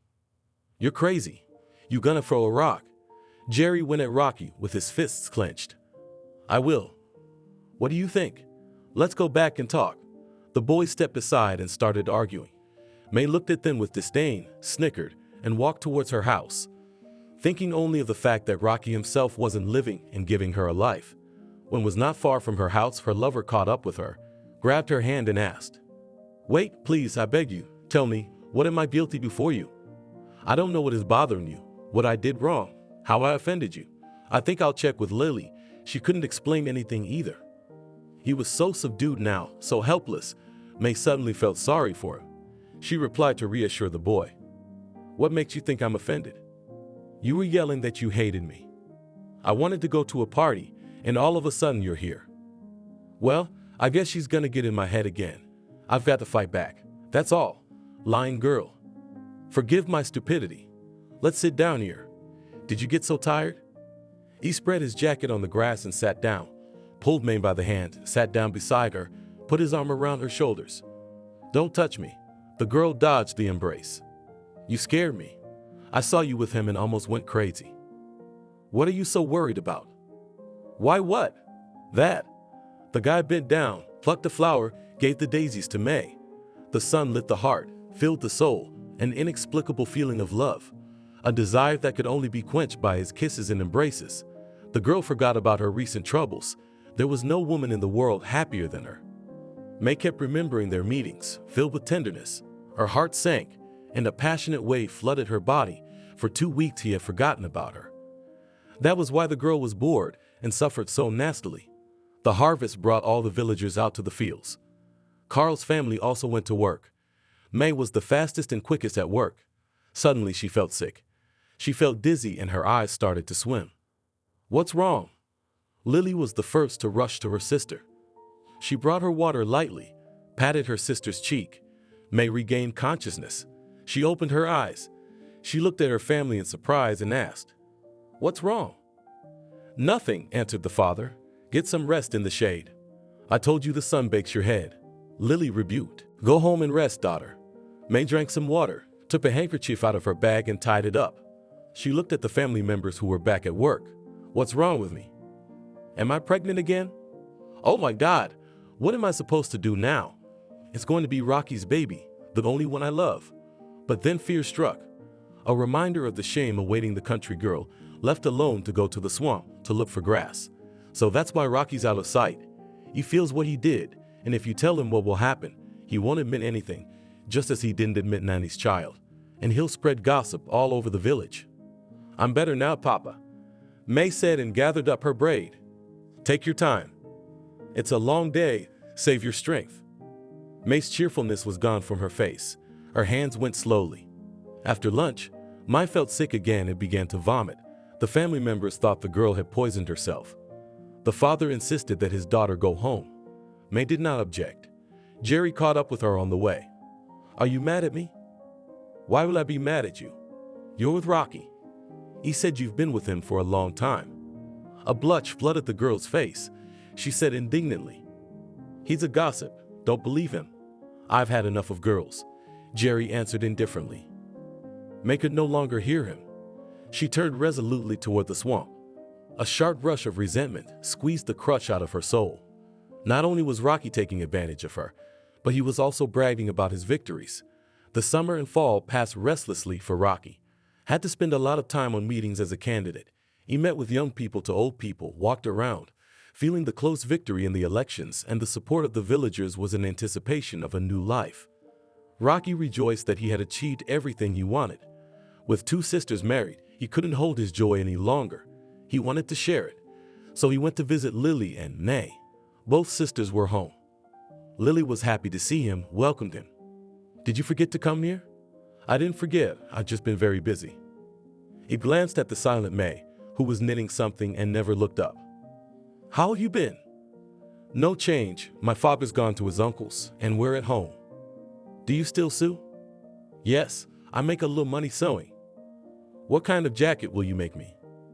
I will. It will be the most beautiful. Lily promised eagerly. May glared angrily at her sister. She's anointing herself, so be it. I hate him and her with him. What am I doing here? I have to go. May decided. She got up, dropped her knitting, and left the house. What's she doing? Rocky asked. Who knows who she is? She's kind of weird. Maybe you two had a fight. She's been quiet lately. One night I heard her sobbing and crying. I started asking her what was wrong. She didn't say anything.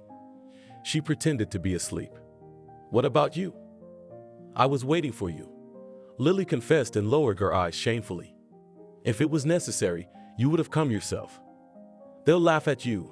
They'll say they're chasing you. You're a good girl. I'll meet you tonight by the woods. I want you to know that we're together now. Rocky leaned over and kissed Lily on the lips. I don't understand you. Helplessly, Lily said.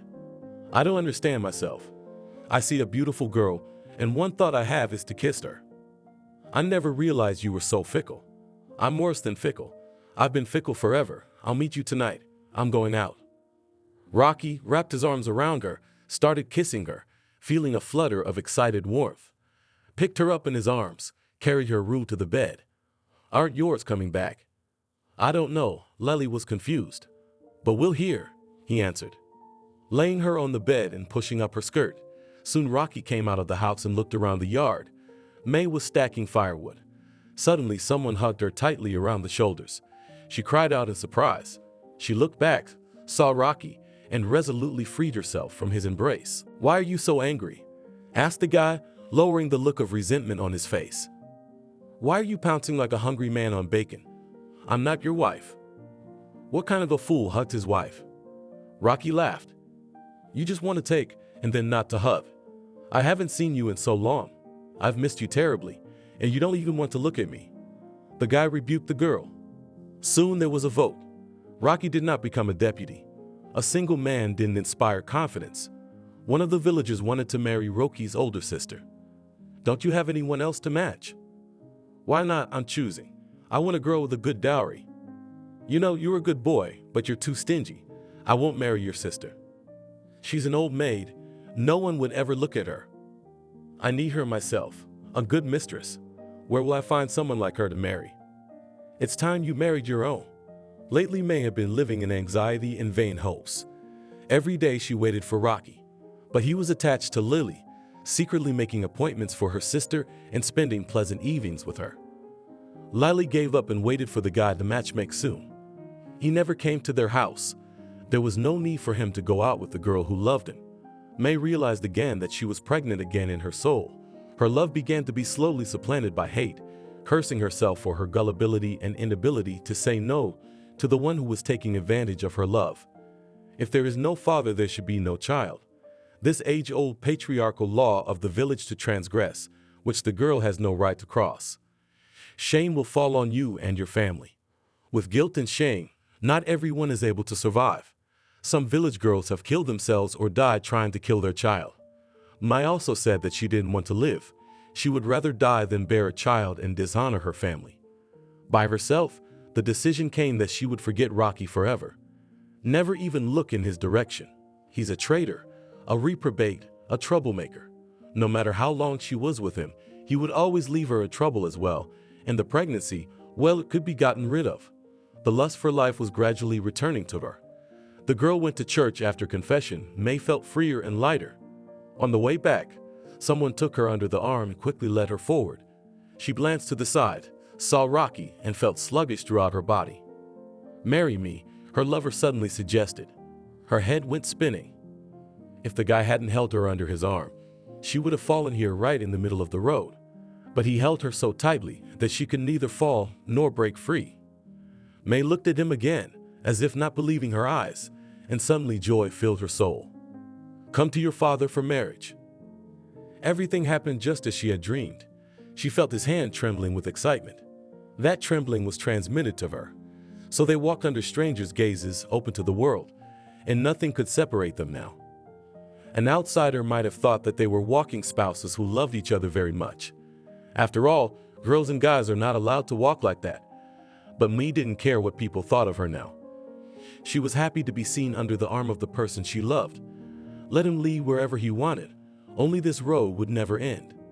At home, May suggested, "Let's come over to our place, Lily will be glad," said May nonchalantly as if testing him. "How is she?" "She usually sews a lot, reads a lot." "Well, it'll be interesting to talk to her. Let's go to your place." Rocky put his arm around May and kissed her. She broke free and bounced away from him. "What are you so wild about? There were people on the road. No one here.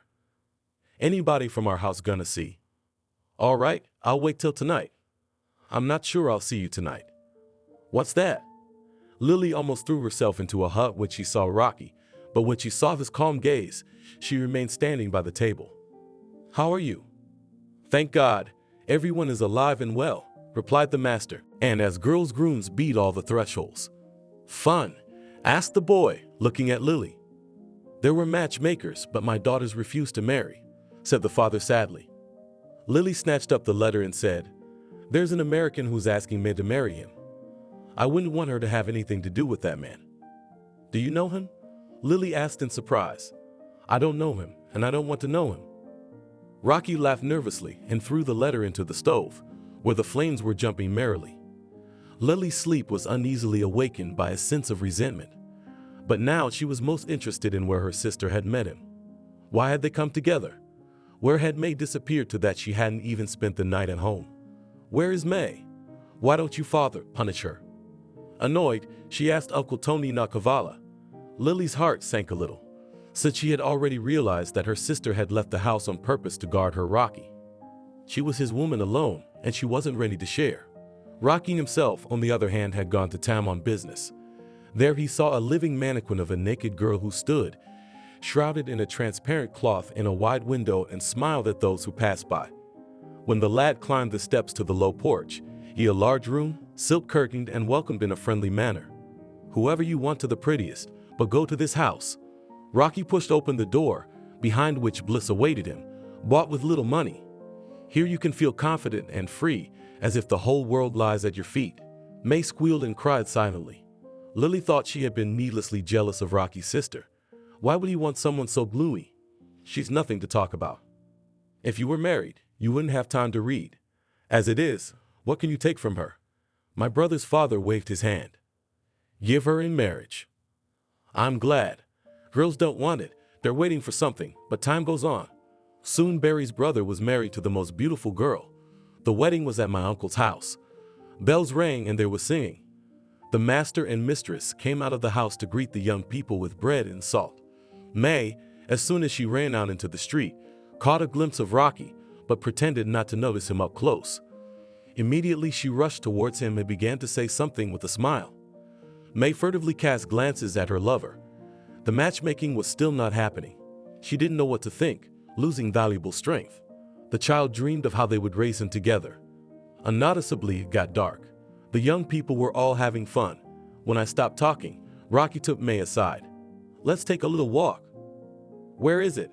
It's snowing so much." "I like to walk in the snow." "Where's your hat?" "I lost it somewhere." "You haven't noticed that I'm losing my head around you." He laughed and started kissing May, and her head started to spin. "Let's go inside, we're freezing." "You know," May suggested, "I'm not going inside." May noticed that Rocky was leading her to his house. The brother and his wife lived there for a while. When Rocky's sister-in-law came over in the evening, she smiled cheerfully at him. "What a wife Barry's got," said Rocky enthusiastically. The girl was a hottie, caught the guy, and he had her under his thumb. Barry snapped, "Don't look at other people's wives." "That's what I'm here for." "Give me May as my wife." There was silence in the hut. Lily shrieked, sprang outside with a shot at the family, rushed after her, and barely got her back into the hut. In the house, the girl fell senseless. Minnie exulted. She had gotten her way. The wedding was a grand affair. Rocky turned out to be a rich groom, but Lily never came to her sister's wedding. She wouldn't even make the dress. The wedding gown was brought in from the city. May moved in with her husband. She was happy and excited about the baby. Rocky was with her forever, But my husband continued his secret meetings with his mistress, who was unable to throw off the ties I was bound to Rocky by. The same torn in two didn't want to lose either his wife or his mistress. Lily lived agonizing days. It was unbearable to watch her sister's happiness. How much worse she was that she had to endure the position of mistress, and imagined, like Rocky spending the night with May. And then the anger and hatred in her mouth became bitter. She found no solace for herself in anything. The man she had truly loved, the man she had hoped for, had not become her husband. She had lost her dreams and hopes with him. She didn't know what to do with her life. But she loved Rocky, and that feeling was destroying her soul. She hugged him, kissed him. She was jealous of the man's wife with a mad passion. She lived a happy and carefree life. May was wrapped in loving tenderness. Rocky treated her attentively. When her belly visibly rounded, May told her husband about her pregnancy. "We're about to have a baby. Just dating, nothing happened. And all of a sudden, here we are. What do you want to say? How was your day? What happened in the past? I'm sorry you had to go through that. It's been 6 months. May didn't go to her father's house, no longer went to parties, and was often alone at home. The joyous day came. A grandmother delivered the baby. Soon the house was filled with miracles. A son was born to Rocky and May, who was named Sam. Boiling with anger, she decided to open her eyes to Rocky. She came to her sister's house, speaking at length and caustically recounting the details of her relationship with her estranged husband. Pain shot through May. She wanted to disappear, to hide from this world, but her baby sweetly blazing in her arms gave strength to the confidence that she could survive it. How much trouble she'd already overcome in her lifetime. And Rocky came home, found her on the doorstep. He saw her and realized that his sister had had enough of her silence. She stood up, coldly, looked at her lover and left. It was all over. May was crying. The little one also hummed. What's in store for us? Why doesn't anyone love us? God, why am I such a miserable girl? Angry with tears at the sobs, howled looking at her son. Along with the tears flowed out resentment, fear, confusion. And suddenly she felt that she didn't want to leave at all, but wanted to live together with Rocky to raise her son, so that her sister wouldn't shout in her face, so that people wouldn't whisper behind her back. She won. She gave birth to a big boy. She has a child. She'll live a happy life against all odds. For years, Rocky will beg forgiveness from his wife, who will stay with him for the sake of the baby. And then the irreparable happens. His wife will no longer have the strength to forgive. All that lifeline of waiting for love. The mind will remember the unhappy woman. Rocky will be orphaned in an instant and will be alone, having lost both his son and his wife. And May will hide from human prejudice in the city and soon meet a real man. Lily will accept the proposal of an American admirer, with whom Long corresponded on behalf of May. And then she suddenly decides to go to America, where she will live in luxury and wealth, but alas, without love. What a close-knit family you have, Casey. Sounds perfect to me. Lily said with a smile as she sipped her cinnamon coffee. I'm envious. I'm not complaining. She smiled as she sat at her sewing machine. Casey and Joe had met when they were poor, hungry students. Joe had proposed to her when she had finished her degree. He himself was already working as a technologist in a garment factory. Learning about the upcoming marriage, the parents of the future newlyweds promptly discounted the first mortgage payment and began to prepare for the wedding. After the wedding, the couple lived soul to soul. Husband played first fiddle and was the generator of ideas, and Joe has them, Jerry God, enough. With his easy hand, Casey fell in love with outdoor activities, hiking, picnics in the mountains, and once jumped with a parachute. My husband is the best, the young woman said proudly at the time. If it wasn't for Joe, I would never have dared to do it and would have lost a lot. With work too, everything worked out just fine. In time, the companionable young man made friends with Tony's management, and he managed to get his young wife into the factory as well. So Casey and Joe are Harvey, though they didn't make millions, weren't poor. When Casey realized that she was expecting a child, she collapsed a little, because in the Young family everything happened, if I may say so, with the help of her husband.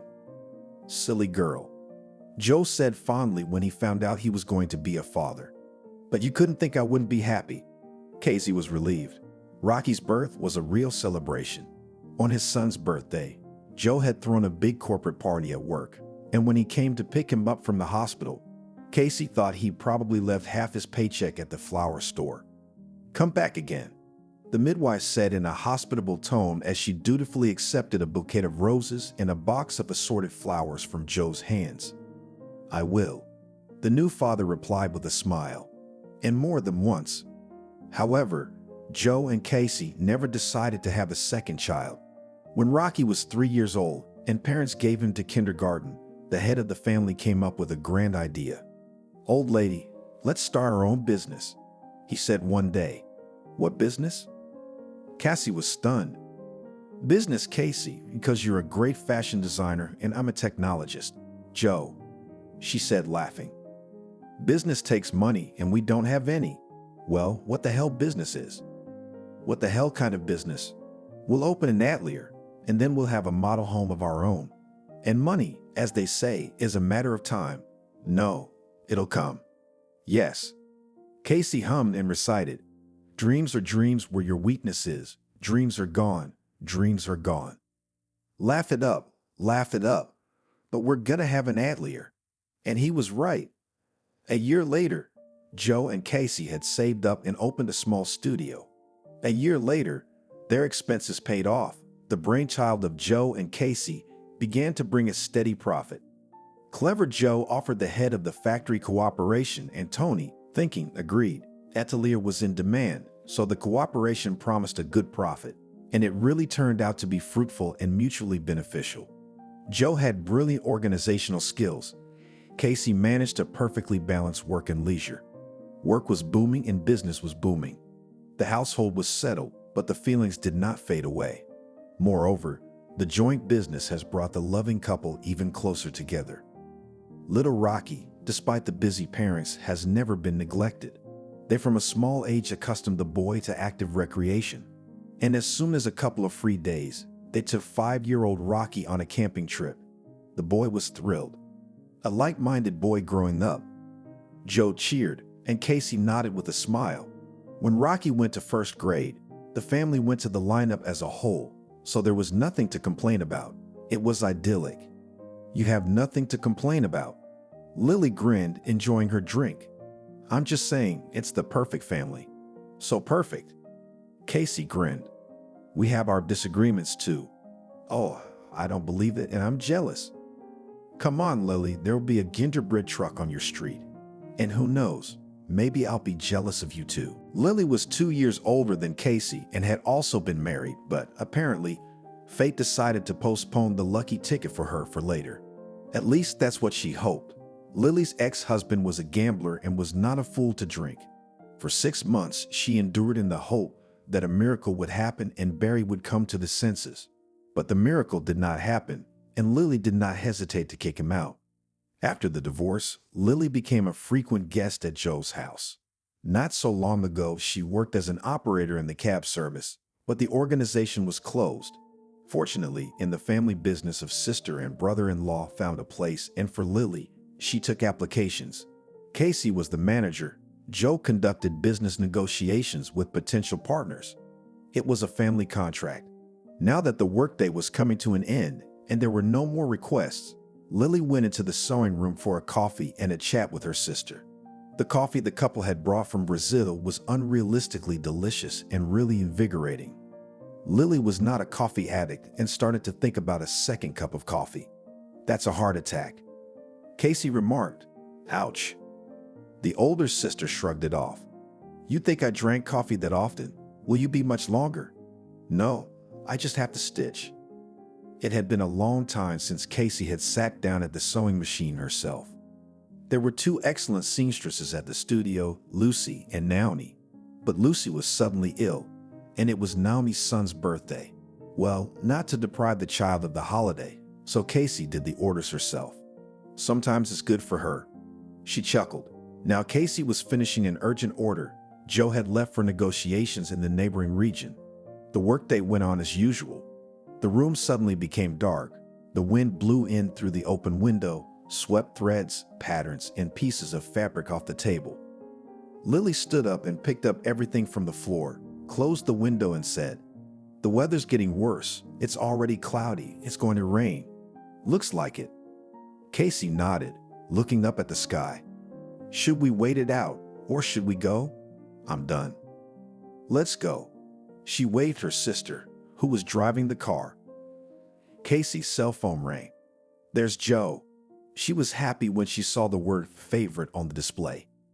Casey, asked the bureaucratic voice. Her hands trembled. She physically felt that this voice was going to say something terrible. Yes, it's me, trying to sound calm. Who are you? Why are you on my husband's phone? What stupid, pointless questions, but they were the ones that helped Casey delay the moment she would hear for a few seconds. Police Major Mickey. He introduced himself. Who's Joe to you? That's my husband. Casey, your husband was in a car accident. What? She screamed. Tell me what's wrong with him. Is he alive? Your husband is dead. I'm sorry for your loss. The police major said something else, but it was like Casey couldn't hear him. What happened? It was her sister. Casey, don't be quiet. What about Joe? Joe. She repeated it in a low voice. And Joe's gone. What? Lily gasped. Joe's gone. He was killed in a traffic accident. As if in a dream, Casey said and fainted. Wow, so young. They say it was a collision with a gasoline truck. There was nothing left of him, so the coffin was closed. It's awful. The boy will be without a father. And he loved his wife so much. Yeah, and she was such a love too. Half the town came to see Joel off. Everyone knew him as a cheerful, good-natured, and helpful man. By the way, where's the wife? Lily heard a woman's voice. If they had such love, why is she not at the funeral? So in the asylum wife. Another voice answered. When she found out Joe died, she went crazy. Oh yeah, wow. What a bunch of people. The young widow's sister thought with indignation. They don't care to gossip. They have no bones to pick with you. Lily was tempted to go up to the noblewomen and explain something about rules and decorum, but she changed her mind. She didn't want to get in a fight at the funeral. Casey did go to the hospital, but her mind, as far as it was possible in this situation, was fine. At least she wasn't out of her mind. Overwork and stress had taken its toll. The emergency room doctor explained to Lily. That evening, she learned that her sister had lost the baby. Of course, Casey's presence at the funeral was out of the question. After the wake, Lily went to see her sister. How are you? She asked, squeezing Casey's hand lightly. I'm not. The young woman murmured and tears welled up in her eyes. Lily, my baby, I lost both my husband and our baby in one day. She wept bitterly. Casey. Her sister spoke softly, stroking her head. I know you're hurting, but think of those who are alive. Mom and Dad are worried sick, fearing for your sanity. Lily grinned bitterly, remembering the conversation between the two women. But Casey was so absorbed in her grief that she didn't notice her sister's grin. And Rocky, she said, not only has the boy lost his father, but he's afraid for you. Yesterday, for instance, he was huddled up against me, trembling and asking me so pitifully, Aunt Lily, won't anything happen to Mommy? I, of course, calmed the kid, but I did not dare to take him to you. Lily. Casey sobbed. I understand, but it hurts so much. I didn't just lose my husband, I lost a part of me. Joe and I have always been one, and now there's only half of me left, even less, because it's our baby. She hid her eyes in exhaustion. Well, take comfort in the fact that he'll have someone to take care of him now, and you take care of Rocky because you have someone to live for. Yes. Sister answered quietly. You're right. Well, I guess I'll be going and you get some rest, and I brought you some vitamins, a clean robe and underwear. Thank you. Casey said in a weak voice. I'll come back the day after tomorrow. What can I bring you? I don't need anything. The hospital feeds me. And what you brought, I can't even eat in a week. You'll say that's it, rest. She said and kissed her sister and left the room. Casey was discharged after 10 days. During that time, she got used to the fact that her Joe would never come home, kiss her and say, I love you, old lady. There's a lot of not. Joe won't see Rocky grow up, won't come to her son's graduation, won't meet his fiancée. They'll never celebrate the gold wedding or the silver wedding or even the pewter wedding they were supposed to celebrate the following year. But Lily is right. Casey has someone to live for, and she has to be strong. No matter how much Casey convinces herself that life goes on, in reality, it's proving much harder. The apartment where she had been so happy with Joe for 9 whole years seemed empty, cold, and lifeless. Casey looked at the wedding photo in the elegant silver frame, and she wanted to sob. "Sis, what are you doing?" Lily asked fondly, putting her arm around Casey. She was the one who had brought Casey home, and sensing her sister's mood, she was in no hurry to leave. It just so happened that Lily and Casey were not just sisters, but best friends. The older sister always patronized the younger one. It made her parents cringe, and relatives and friends all envied them with white envy. "What friendly girls you have," Aunt Leslie, a friend of her mother's, said with admiration when she saw 5-year-old Lily wiping her sister's nose. "Mine fight all the time. If Casey broke her knee or was scratched by a cat, Lily would blow on the wound, and while her mother gave first aid, she stroked her little sister's head and said, 'The cat has pains, the dog has pains, but Casey has no pains.'" And when Casey started having women's days, it was Lily, not Mom, who explained to her sister what it was.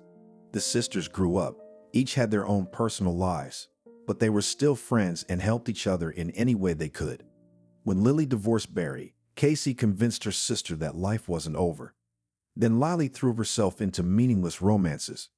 Casey only shook her head, realizing that maybe that was what her sister needed right now. "It's all wrong," Lily complained after soccering another boyfriend. "Don't worry," Casey smiled encouragingly. "You'll meet someone else you'll be happy with." Just then she lost her job. Her younger sister and brother-in-law had loaded Lily so that she had no time for foolishness and thoughts about her failed womanhood. And now it was Lily's turn to comfort Casey. "What is it, my little one?"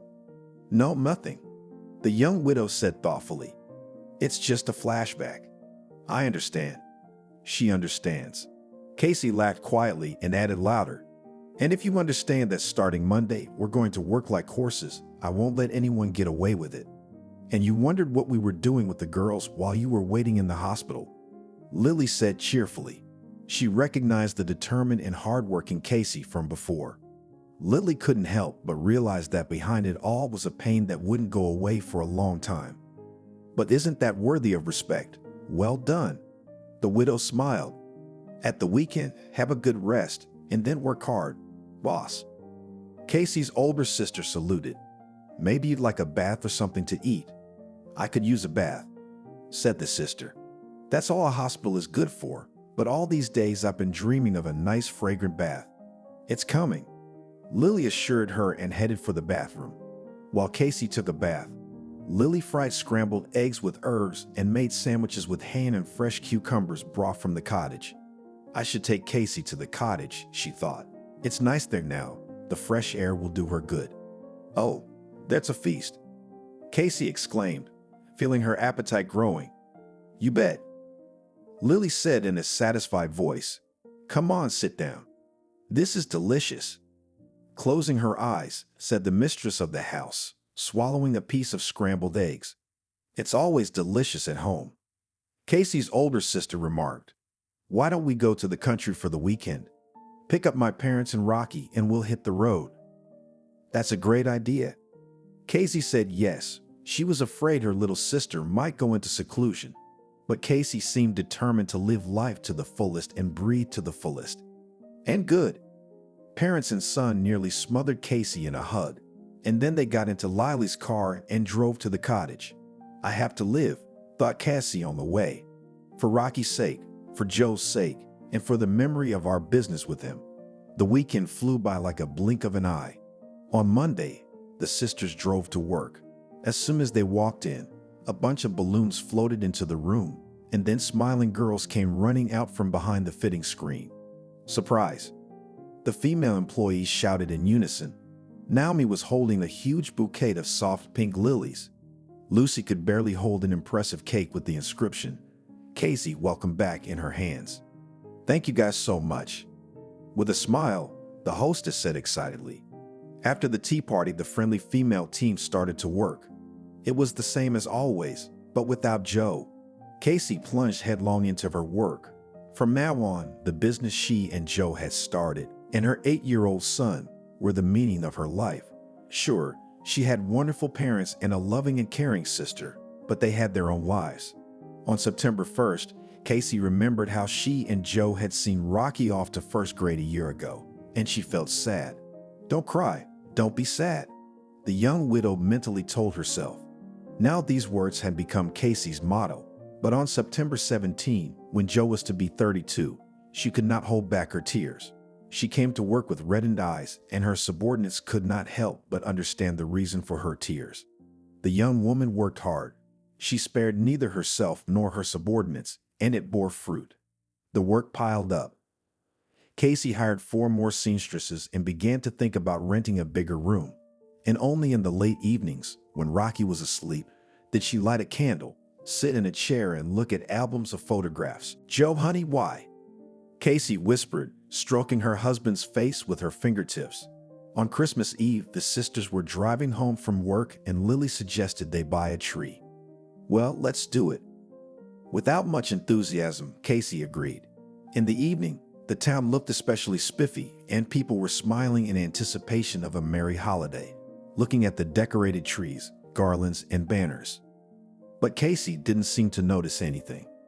For the first time in years, she is celebrating Christmas with a sad smile. She said as she and her sister and parents sat with glasses of sparkling wine. "Yeah, it's a little unusual without Dad," Rocky said. "But you have me right." Casey smiled and caressed her son's head. "He's all grown up now. He understands everything. I have you and all of you. That's what we'll drink to," Anthony said.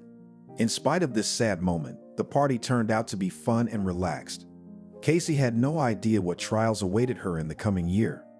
Though, what a day! Lily exhaled, accepting another request. "I can't breathe." Casey wasn't in the office much anymore. She traveled to deals and gave orders, and her sister, in addition to accepting applications, was responsible for internal order. In the long run, Casey was thinking of hiring another person to be the manager of intake. But it was too early to talk about it, because January was hopeless as usual. The usual thing, people who spend on New Year's holidays tightened their belts. But in February, there was no shortage of those who wanted to become the owner of a new thing or to cut, restitch. Toward the end of the working day, the calls decreased. Lily moved into a soft armchair and pushed the coffee table to herself in the hope of drinking green tea with a delicious and juicy crust bought in the bakery, which was located in the neighboring house. "I don't know about you, but I'm starving," she said. "How about you?" "I don't mind either." As the sisters sat down at the coffee table, the phone rang. "It's always like this." Lily complained and reluctantly went to the phone. "Atlee, a pretty woman," she sang. "Hello, it's the bank director, Noel." The caller introduced himself and inquired, "Can I speak to someone in management?" "Yes, of course," Lily answered, losing interest in the caller, who clearly wasn't going to order. "Casey, it's for you from the bank." "The bank?" "Yeah, they probably want to offer a loan on favorable terms. They love it lately." Her sister picked up the phone and her eyes went black. Mr. Noah told Casey that Joe had borrowed a sum of money in the amount of $1 million. "Our bank has transferred the money to your firm's account," the banker added, and after a long silence, announced the amount with interest. $1 million by itself is a lot, and the amount with interest was depressing. The young wife pinched her ear. She wondered if it was a dream, and when she realized that it was not a dream, she hoped that it was a silly prank. "Are you kidding?" She squeezed it out of her. "That's one thing I certainly don't have time for, is jokes." Noel cut him off. Casey realized wistfully that all this was happening to her in reality and no one was messing with her. "But my husband is dead," she said. "He's been gone for 3 months." "That's right," Noah said nonchalantly. "He's gone, but the debt is there. And you are. So it's up to you to pay it off. As far as I know, the pretty woman Atelier is jointly owned property. Accordingly, you have the same rights and obligations as your late husband." "Yes, that's correct," Casey confirmed. "But I didn't know anything." "Casey, that's your problem," Noah said mockingly. You're a grown woman and you should realize that ignorance of the law does not exempt you from responsibility.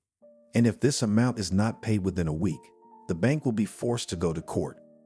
I heard you. One way or another, she has to save face. I hope so. Have a good day.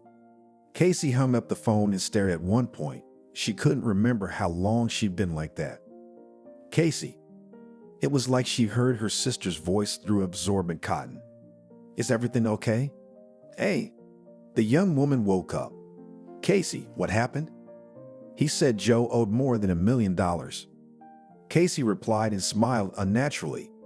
And I'm supposed to pay it off within a week, but there must be some mistake. Joe couldn't just do it without consulting me. He couldn't. Her sister didn't know what to think. Lily was sure her brother-in-law was one of the most decent people she knew. He adored and idolized his wife. Yes, Joe was the head of the family in every way, and being a man of foresight, made all the decisions. However, that didn't mean he didn't discuss his ideas with his wife. And here was $1 million loan that Casey hadn't a clue about. Lily refused to believe it, but facts are stubborn things. Stories of husbands who took out loans in secret from their wives are not uncommon. Lily had been through it herself. True, it was not a bank loan, and the amounts were smaller, but the essence is the same. But Joe, it just didn't make sense. It doesn't matter now, Lily said.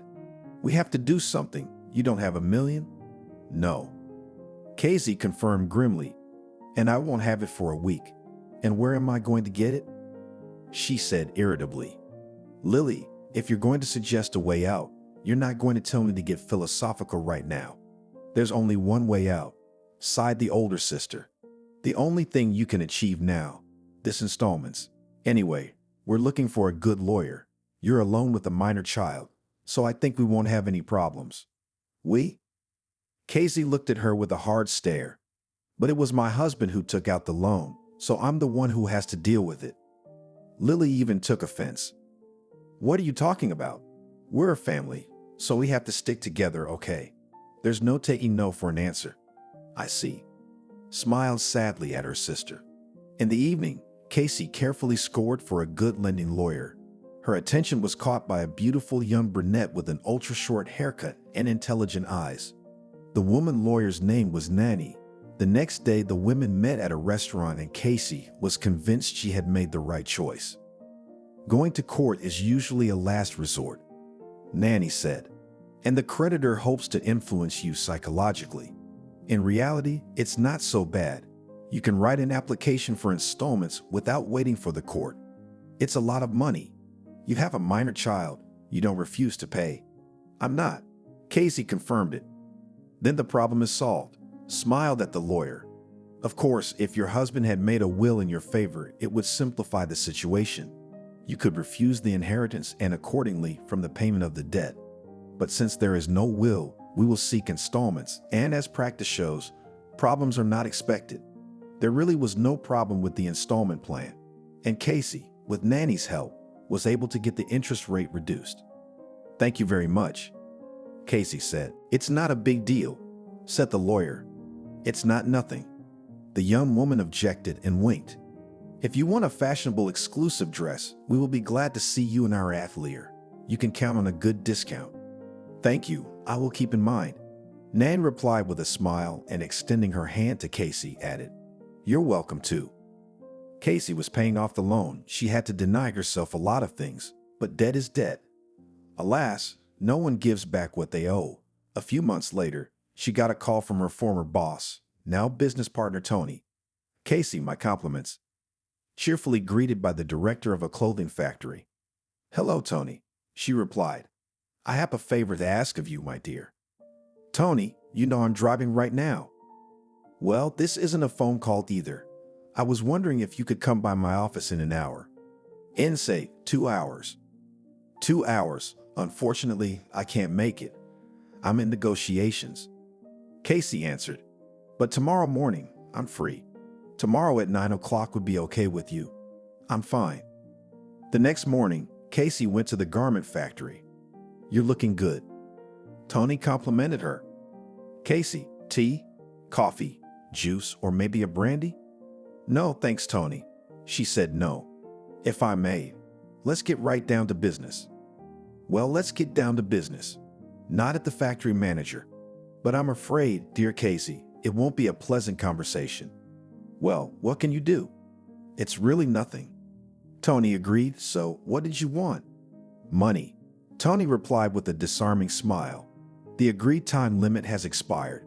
I want my money back. By the way, it expired a month ago. But out of respect for Joe's memory, I decided to wait. Don't tell me you didn't know about this. To say she was stunned was to say nothing. But I really didn't know anything. The widow said in confusion. You didn't know? Tony's voice sounded good-natured, but Casey knew what lay behind it. He was a soft sleeper, but he was a hard sleeper, and he really didn't believe that Casey didn't know anything about the loan. Ignorance of the law is no excuse, she remembered the bank manager saying. Harsh, but fair. The main thing was not to panic and try to take control of the situation. As much as possible, of course. No, I didn't. Casey said firmly, but I suppose it doesn't matter now. You want your money? Well, let's settle the matter. And how much are we talking about? $700,000. Tony sounded surprised. He clearly hadn't expected Casey to act so decisively. It's going to happen, the young woman thought. But despite her outward calmness, she was panic-stricken. Casey had a feeling Tony wouldn't be as easy as the bank. Oh well, good for him. We'll act according to circumstances, but in the meantime, do you have the receipt? She asked, in a businesslike manner. Well, of course. Tony said with a smile. I'm a man of business, and I've long ago learned that without paper we're nothing more than bugs. Shall I show you? Show me. Casey nodded. Studying the receipt, the young woman realized that the loan was issued at the same time as the loan, for which she had already made a down payment. What would that mean? Casey pondered. In fact, it was a loan agreement between one business partner and another, so if you have to pay, or the reputation of Adley or Pretty Woman will be hopelessly ruined. When will you be able to repay the debt? Tony asked with a nice smile. Joe borrowed from you for 6 months, didn't he? Well, then I'll repay it in 6 months. Casey replied. She had little idea how she would repay 2 debts at once, but Tony didn't need to know that. Casey. He shook his head. You disappoint me. It's not going to happen sooner anyway. She complained. It's a shame, it's a shame. Tony said thoughtfully. As an option, I can offer to pay in installments, said Casey. Sweetheart, I'm not a bank. He grinned. And I'm not your soul. The young woman cut him off. I can't raise that kind of money in the shortest possible time. You may not believe that I didn't know anything about this loan, but even if I did, the money wouldn't just appear on its own. Tony was silent for a moment, and then he blurted out, Oh, what concessions can you make for a beautiful woman? Casey looked at him questioningly. You know, I'll forgive your debt. The head of the garment factory gave it to me. I beg your pardon? She asked incredulously. Yes, I'll forgive it, but on a condition. What condition? Casey asked calmly, sensing something wrong. It was clear where there was free cheese, and she was not mistaken. Marry me. What? Yeah. Tony nodded. Joe's been dead less than a year. People will judge and all that. But it's not like I'm suggesting we run to the registry office today. Yeah, it's not. You're confused about the age difference? Tony nodded, ostensibly understandingly. I assure you, I'm not a bad man. Casey was suddenly disgusted. She'd heard so many times that business was dirty, especially for a woman. It was no secret what a businesswoman sometimes had to do to get a contract, to get favorable terms of cooperation, rent, debt repayment, and ultimately to stay afloat. Casey was heartily glad she was past all that, for she had Joe. She tried not to think about the fact that she now had to pay an impressive amount of money thanks to her late husband. Though, of course, she had wondered more than once why Joe needed the million. A mistress who blackmailed him into telling her about their relationship, a gambling debt, or did her spouse want to pull off some risky deal he didn't dare tell his wife about? Or maybe Joe was in danger. Casey even thought about going to the police, but Lily was skeptical. They wouldn't investigate anything, said her sister. The funds came into the Atelier, Then Joe must have transferred them to himself, and there he could do whatever he wanted with them, and who would keep track of his spending, and it had been so long. On second thought, she agreed with her sister. By the way, Casey, as the wife of the deceased, managed to get access to his personal account, but there, to her great disappointment, remained cents. It's a shame, although, not surprisingly, Casey had all the money for the family. Joe only took money for gas and small expenses like a bottle of water for the road, so it didn't make any difference since Casey was the only person she could collect from and pay off her debts. No one cared about the rest. But as it turned out, Joe owed more than just the bank. So, what do you say, beautiful? Tony's voice interrupted her thoughts. But that's crazy. I don't think so. What do you think? You don't need $700,000, especially if you have a son. And you've got money to invest in your business. I mean, think about it. Casey sighed heavily, but Tony was right. The available funds were a pittance, and if you add the payment of the loan, the picture is quite dreary. So what are we gonna do now? Well, it's not that bad, Casey, said the factory manager cheerfully. We are business people and such things in our country are in the order of things. Well, after all, I'm not inviting you to bed as some, but to the registry office. We'll wait till Joe's anniversary and then we'll get married. We'll make a pact, so there's no cheating, and I won't hurt your son. And if it's more convenient for you, you can consider it a deal. Still, I'll have to think about it. Casey said thoughtfully. Sure, think about it. Tony graciously allowed it. I'll make a contract, which will spell out the terms of our cooperation and send it to you by email. Then maybe we'll have a cognac? He winked. No, thank you. Casey replied and walked out. She got into the car and thought deeply. God, I'm so screwed. Casey thought with annoyance. She knew that Tony had been married twice. Tony's first marriage had been as a student, a stupid, hasty marriage. That's how he characterized his marriage to a fellow student. 2 years ago, the head of a garment factory buried his second wife. By all accounts, it was a happy marriage. Casey and Joe were invited to Tony and his wife Nancy's silver wedding. Tony had courted his wife so touchingly, and Casey envied the lovely couple. Turns out it wasn't all that wonderful. Come on, they're the only ones like that. Casey grinned sadly to herself. Did I think Joe would do that? Business has its own laws, and we didn't invent them. And I'm seriously considering Tony's offer because I can't afford that kind of money. Not even that. Lily whistled when her sister told her about her conversation with Tony. The old devil. Well, he's not that old. Casey grinned wryly. He's not even 60 yet. Yeah. The older sister grinned. A man in the prime of life. What are you gonna do? I don't know. The young widow replied with a sigh. Maybe I should sell the car. It will be more expensive. There is still time. That's right, nodded Lily. But now it's summer, and the most solvent buyers in the resorts flew away. It's worth a shot.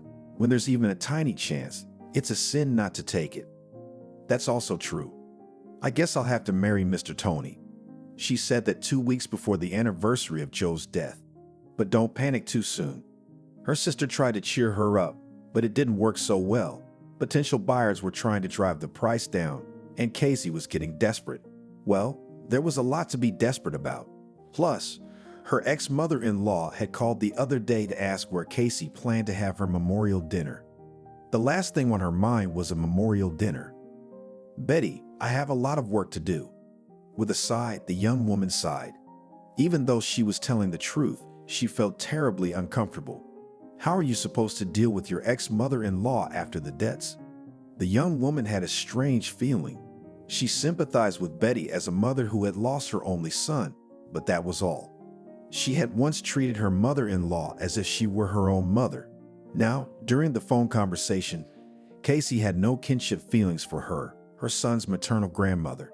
Joe had set her up, however unwittingly.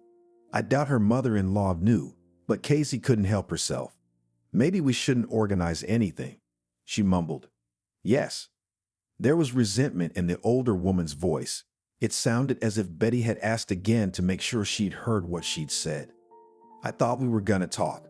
Besides, I haven't seen Rocky in a while, or you're seeing someone and you're embarrassed, Casey. But you're a beautiful young woman and you don't have to bury yourself alive, so I understand. I wonder how Betty would react if she knew that I might be the wife of Joe's ex-boss and me, thought Casey, and said aloud, No, I don't have anyone. Ever since Joe's gone, I've been head over heels in work. Work and Rocky. That's all I live for. You poor thing. My ex-mother-in-law sighed sympathetically. You take care of yourself. So what about the wake? Okay, I'll take care of it. The daughter-in-law said doomly. I'll call you. I'll be waiting. Casey passed out, staring at the ceiling with a blank stare and thinking, after all, who am I to deny a grandmother the opportunity to see her only grandchild? It's okay, we'll get over it. Lily reassured her sister. After all, nothing special, in fact, did not happen. Grandma's excited to see her grandson, and that's fine. Normal is normal, Casey said tiredly. But it's just, I don't know how to say this. Come on, don't get yourself worked up, Joe. You owe money as a spouse. You're not paying off Betty. I know, but calm down. Everything's gonna be all right. The anniversary of Joe's death fell on Saturday. In the morning, Casey and her son, her parents Lily and Betty, and her husband drove to the cemetery, and then they went to the cafe to pay their respects. Rocky's all grown up, said Betty, looking fondly at her grandson. He looks just like Joe, just like him. Yeah, nodded Brittany, Lily and Casey's mother. God, don't be a stranger. She said goodbye. Come visit. Buddy and I will always be happy to see you. Yeah, nodded the former father-in-law. The elderly man's eyes moistened and Casey was ashamed of bad thoughts. Nerves finally gave up, and the young widow sobbed bitterly, tucked into Buddy's chest. You cry, girl, he urged, stroking his former daughter-in-law's hair. Cry it out. Casey pulled away from her father-in-law and said quietly, I don't think so. That's not true. Betty smiled, and then Joe's parents got into their car and drove off. Well, let's go too, said Lily, waving her keys. They returned home in complete silence, each absorbed in his own thoughts. Mom, I'm going for a walk, said Rocky when they got home. Okay, answered Casey. What should I make for dinner? Pilaf, the boy said without thinking. But we had pilaf yesterday. The mother smiled. So what? I can eat your pilaf every day. Well, pilaf is pilaf, said Casey and went into the kitchen. Joe loved my pilaf too, she thought as she took the chicken out of the refrigerator. From time to time, Casey caught herself thinking that she didn't miss him as much as she had in the first days after his death. Yes, Casey was working hard, raising her son and dealing with her own problems. She didn't have time to think about it, but Casey felt she was lying. That's not the point, she thought bitterly.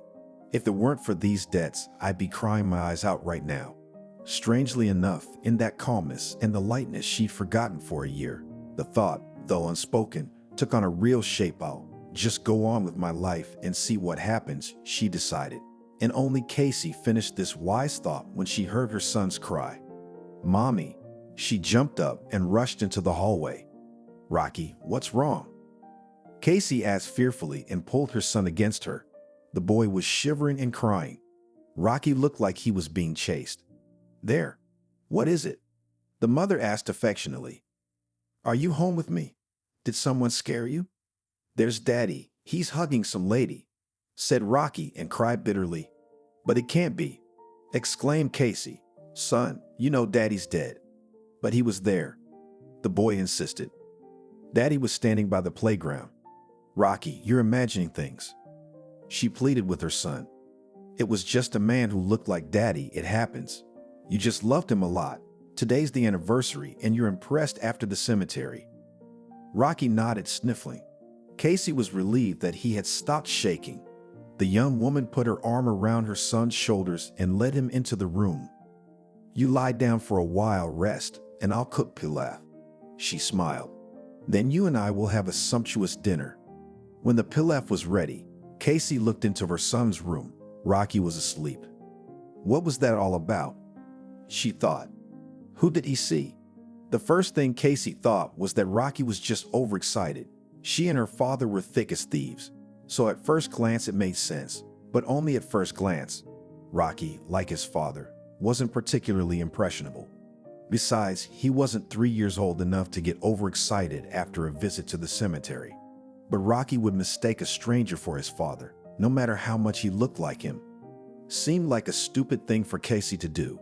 So what does it mean? Casey was afraid to think any further. Was something wrong? Staring at her sister, Lily asked. "You're not wearing your face," Tony demanded an answer. "Tony?" Casey asked, puzzled, and only then realized that he was probably going to call her today. No, it wasn't him. "What is it?" "I don't even know how to say it. I don't know if it happened." "Sister, don't mumble. I can see something's bothering you." "Yes, it's nonsense," Casey said sluggishly. "So crazy that you're not yourself all day." Lily's sister grinned. "Maybe Joe's alive." She blurted out and recounted the incident after the memorial dinner. "What a mess," Lily marveled. "So Joe had run up debts and faked his own death." "Well, assuming it was him, I suppose so."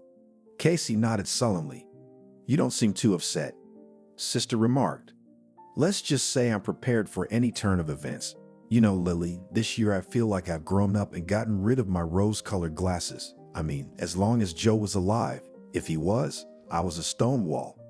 I was used to his support, his tutelage, and you know, he made all the decisions, and I was the doer. And even then, Joe did all the hardest part of the job.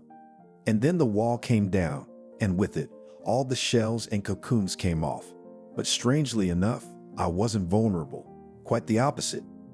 Everything that doesn't kill us makes us stronger." I quoted Lily. "Yeah, that's about right. And if Joe were alive, the debt problem would solve itself," she remarked. "If only there was some way to know for sure." "If only," Casey sighed. "We got nothing but the word of a frightened child. It's a shame." Lily summarized and looked at her watch and asked, "Are you going home?" "No, I still have work to do." Lily drove home and thought about what was going on in their family. They were living happily ever after, and now you have to face so many trials at once. Immersed in her thoughts, she didn't even notice when the light turned green, but she felt a big bang in the trunk of her Logan. Lily jumped out of the car and saw a broken headlight and an impressive dent. A young blonde woman dressed in a microscopic jacket and denim shorts that looked more like underwear was stomping behind her. "Where are you going, you white-haired chuppa?" Lily yelled at the blonde beauty. "You think if Daddy bought a cool car and paid for the license, you can do anything? Listen, you hornless goat." The blonde didn't stay in debt. "Actually, the light was red, and you flew like a naked man into a bathhouse.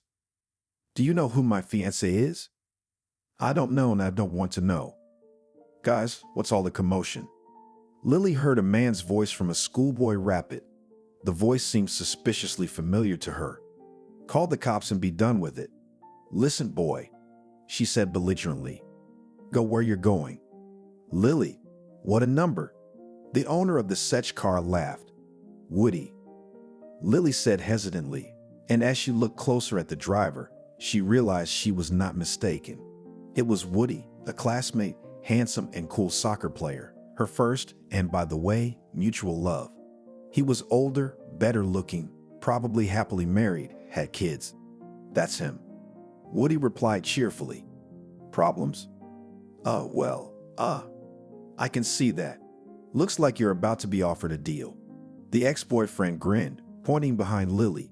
Turning around, she saw that the young auto lady was approaching her, accompanied by a low-slung, full-bodied man in a linen suit and t-shirt. "Hello, beautiful." Radiantly, he smiled at Lily and kissed her hand. "I have a proposal to you. Let's solve the matter peacefully."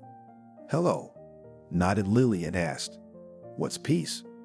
"And peace is," answered the man, and showing her the display of a smartphone, said, "Is this enough?" Actually, Lily didn't like all this fuss with the registration of material damage and other nuisances, so she assured the chubby man that the sums he offered were more than enough. The lover of young blondes transferred the money to Lily, and she hurried to her car, or else the police would come. "Lily," Woody called playfully. "What about me? Oh my God, is he still here? Did the big money go to your head?" Winked the classmate. Lily, I have an interesting proposition. What kind of proposition? Why don't we just pull into the alley? Don't worry, I won't hit on you. Very funny. Lily snorted and started the car. Something rattled threateningly in the rear end, and she thought with a shrug that she couldn't do without a visit to the car service, but that the blonde motorist's daddy had generously compensated for the repairs. I thought you weren't coming, said Woody. Yeah, the car's rattling, complained Lily. Yes, I was going to invite you to celebrate our meeting at my favorite cafe, but it looks like we're going to have to go somewhere else. What other place, Woody? What are you talking about? I want to go home. Can I get my car fixed? Woody asked me sweetly. Are you kidding me? Not at all. A good friend of mine runs a car repair shop. They'll fix you up, straighten you out, do it fast and in the best shape. And besides, there's a nice little cafeteria at the service station that's just like home. Ah, that's tempting. Lily thought. Well, what to do at home? Like home, you say? She mumbled. Uh-huh. You know, I'm starving. That's what I mean. To Lily's surprise, the cafe at the service station turned out to be very cozy. It reminded her of her grandmother's cottage in the country, embroidered tablecloths, large porcelain teapots painted in gel, the light aroma of herbs and spices. Woody ordered tender pancakes with chopped chicken and mushrooms. How delicious! Lily said in surprise. Usually caves at gas stations, service stations, and other places for car owners serve tasty pastries. Yes, the salads aren't fresh. Yes. A classmate smiled. It's really good. That's Henry's mom and sister cooking. I see. She nodded. Are you married? Married? Married to who? Well, you, of course. Divorced. Why is that? That's the thing, it's not like that. Lily replied with a sigh. Are you married? Divorced. What's wrong? Yeah, it's not right either, Lily. It's not right with her. Not that coat. I never got over that blue-eyed girl with the dark blonde hair, and she chose someone else. And as it turns out, she's got it all wrong, too. There, I said it. Woody.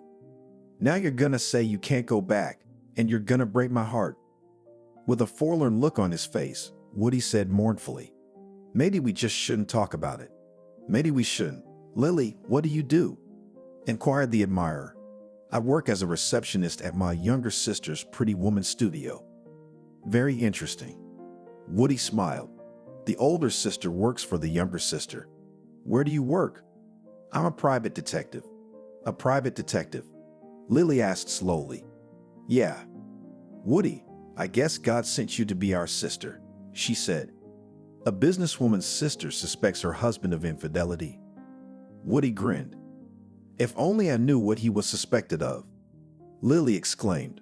Her husband died, and after his death, all sorts of strange things started happening. Well, my friend, you intrigue me. Tell me about it. Could I have another cup of tea? She asked. It's delicious. Interesting story. Woody said thoughtfully. Yes, you're right. What the child sought is no argument for the police and no reason for exhumation. But it's not all hopeless. I think I'll take the case. You will? Lily's excited. How much would it cost? We'll see. He dismissed it. I'd like to talk to your sister first. Lily came to work in high spirits. I have good news, she announced from the doorstep. Really? Casey asked skeptically. I don't have good news. Did Joe still owe someone? Her sister suggested, either jokingly or seriously. No, but Mr. Tony reminded me. And you? I asked him to call me back tonight, because you can't breathe before you die. That's another question, Lily said mysteriously. Oh, Lily, stop talking in riddles. Casey begged. We're discussing my future now. I mean, you've already decided to answer Tony, haven't you? What else is there to do? At least stall for time. Lily replied with a shrug.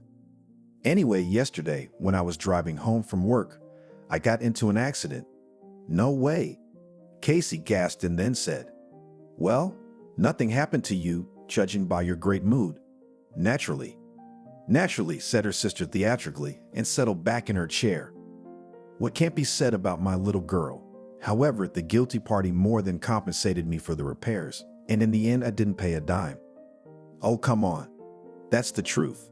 With a hand to her heart, Lily assured me and began to recount the incident on the road and her encounter with her high school beau. Woody, repeated the younger sister, remembering who they were talking about. And the soccer player, but the one who kept giving you lilacs. Uh-huh, nodded the older one. Could he really solve the case? Casey asked hopefully. Well, at least he says he can. What if your husband is really alive? But it must be expensive. No more expensive than money. Lily cut her off and added, not without a little flirtatiousness. Besides, I can make a deal to make it cheaper for old friendship.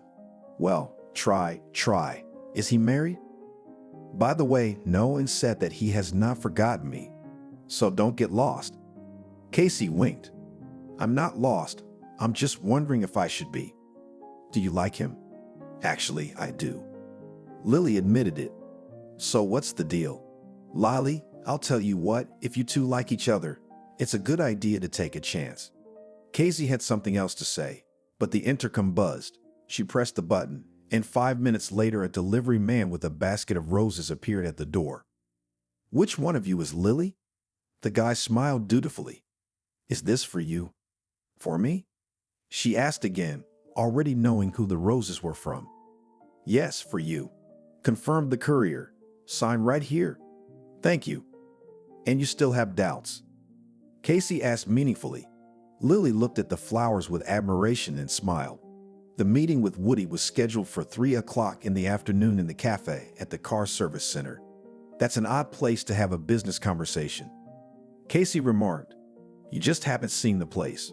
My sister smiled. All the more reason for me to pick up my horse. She remembered the wonderful evening and smiled again. The car service's workday was coming to an end, so the car mechanic said that Lily's car wouldn't be ready until tomorrow. Not a problem, Woody declared. I'll personally drive this lady home myself. Is that convenient?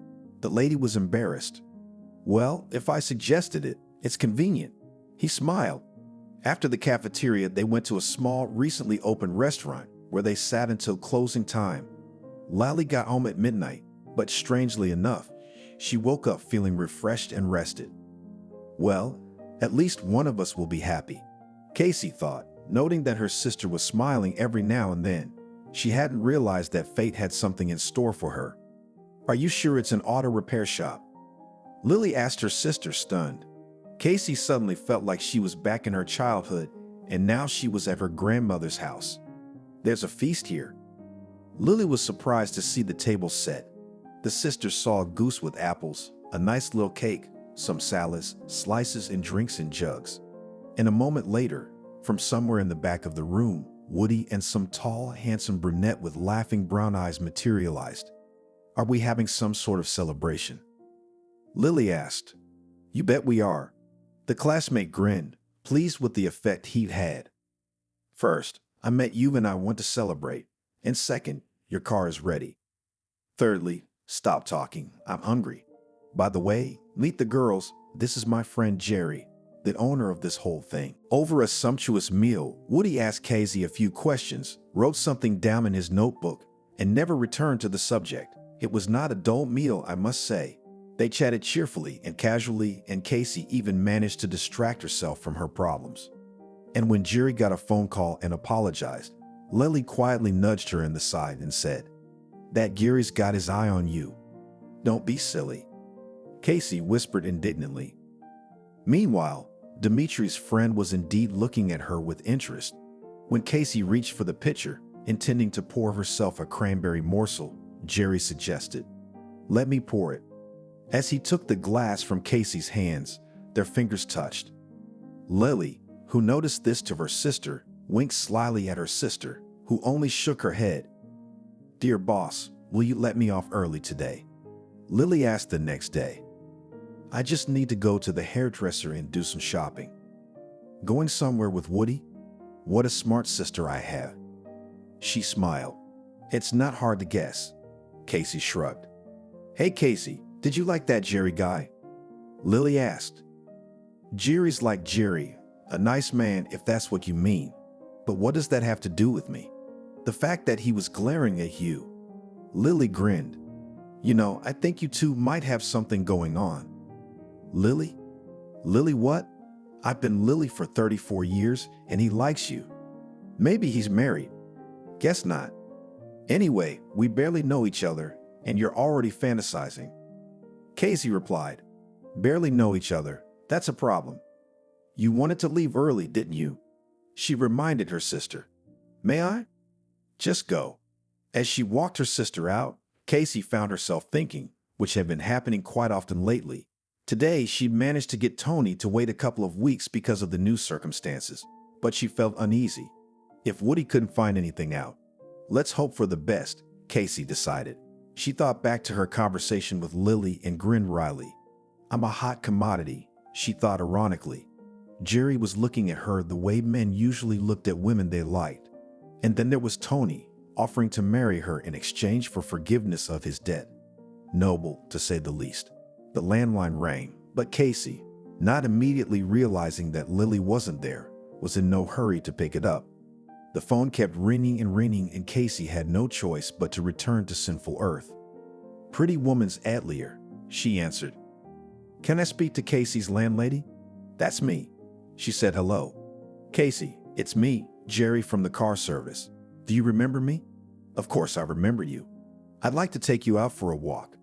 There was embarrassment in Gary's voice, and it amused the young woman a little. Out? Aha. The owner of the auto repair shop replied cheerfully. But if you are not satisfied with such a program, offer your options. But why not? She smiled involuntarily. The word take a walk smelled of spontaneity, and from the lips of this obviously shy and very handsome man it sounded incredibly touching. So you agree? Jerry was delighted. Just like a child, thought Casey, and suddenly she agreed. Mom, where are you going so beautiful? Asked Rocky. I have a business meeting. Casey answered, tinting her lips with a muted burgundy lipstick and wondering if it was too flashy.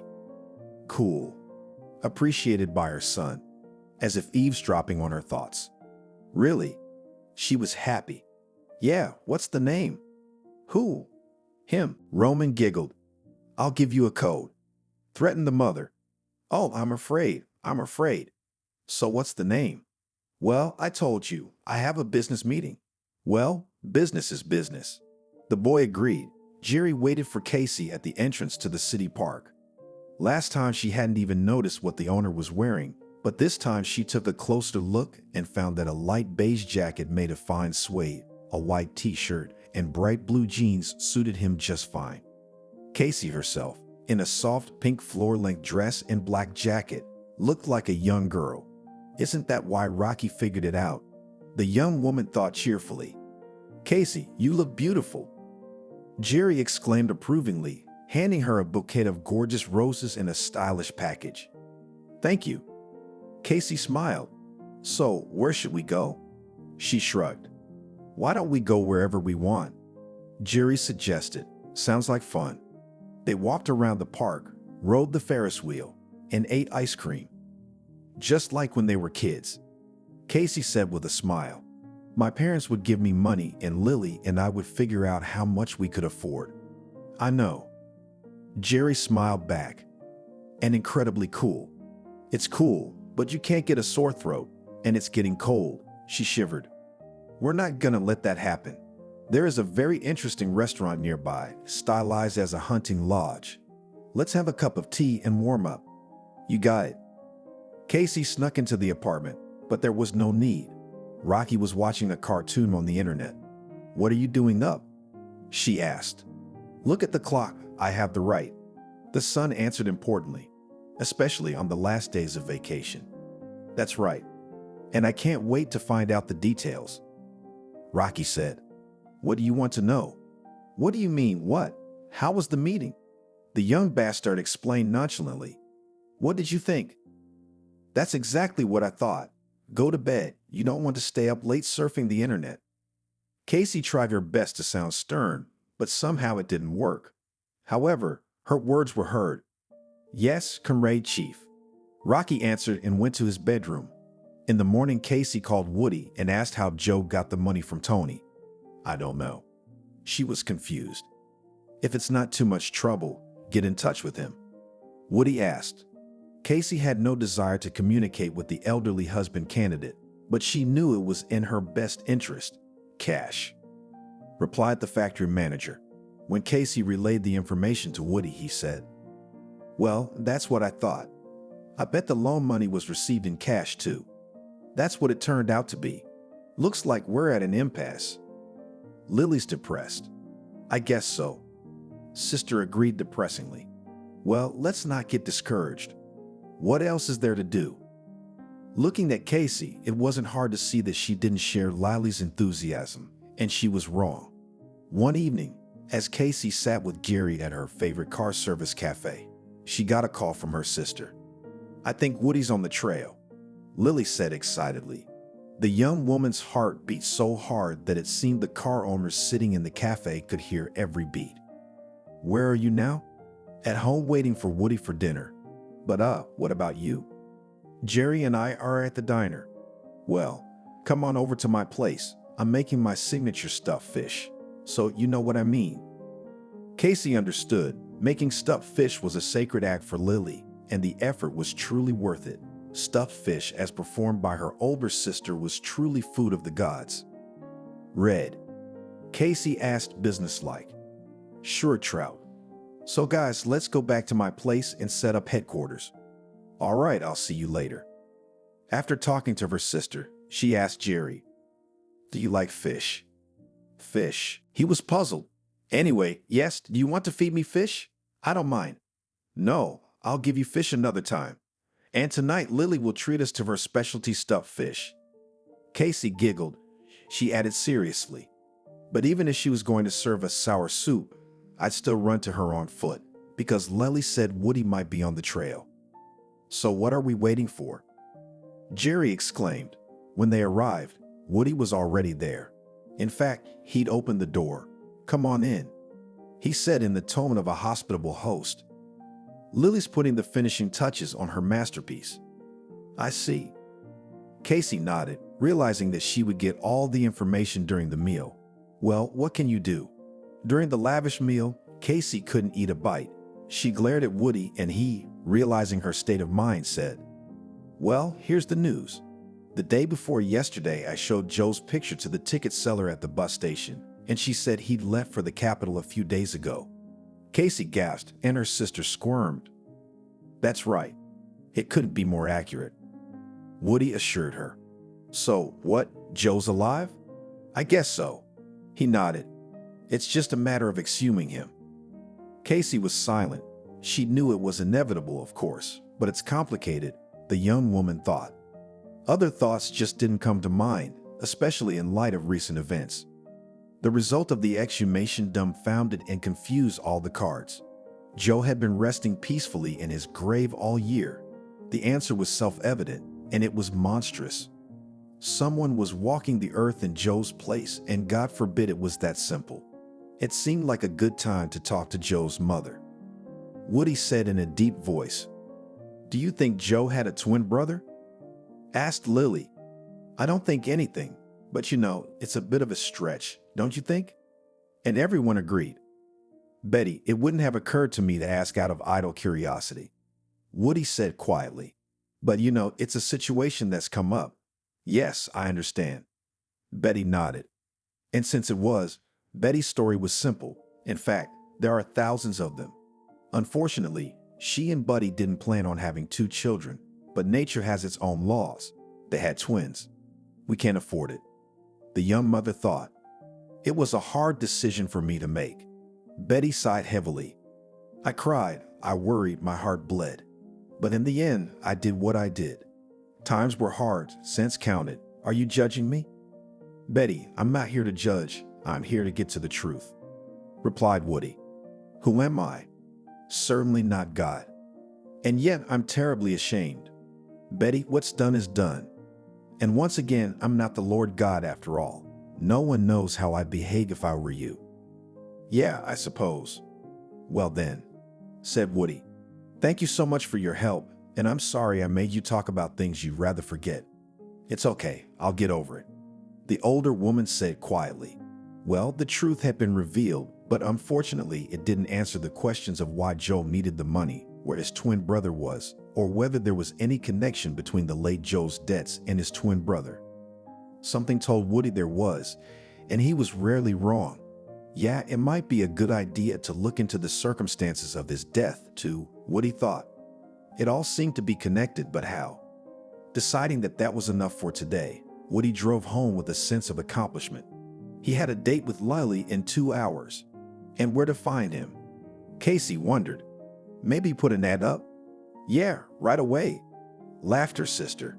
You can tell me that the twin brother will read the ad and show up in person. That's not funny. Casey even took offense. No one's even laughing. Lily shrugged.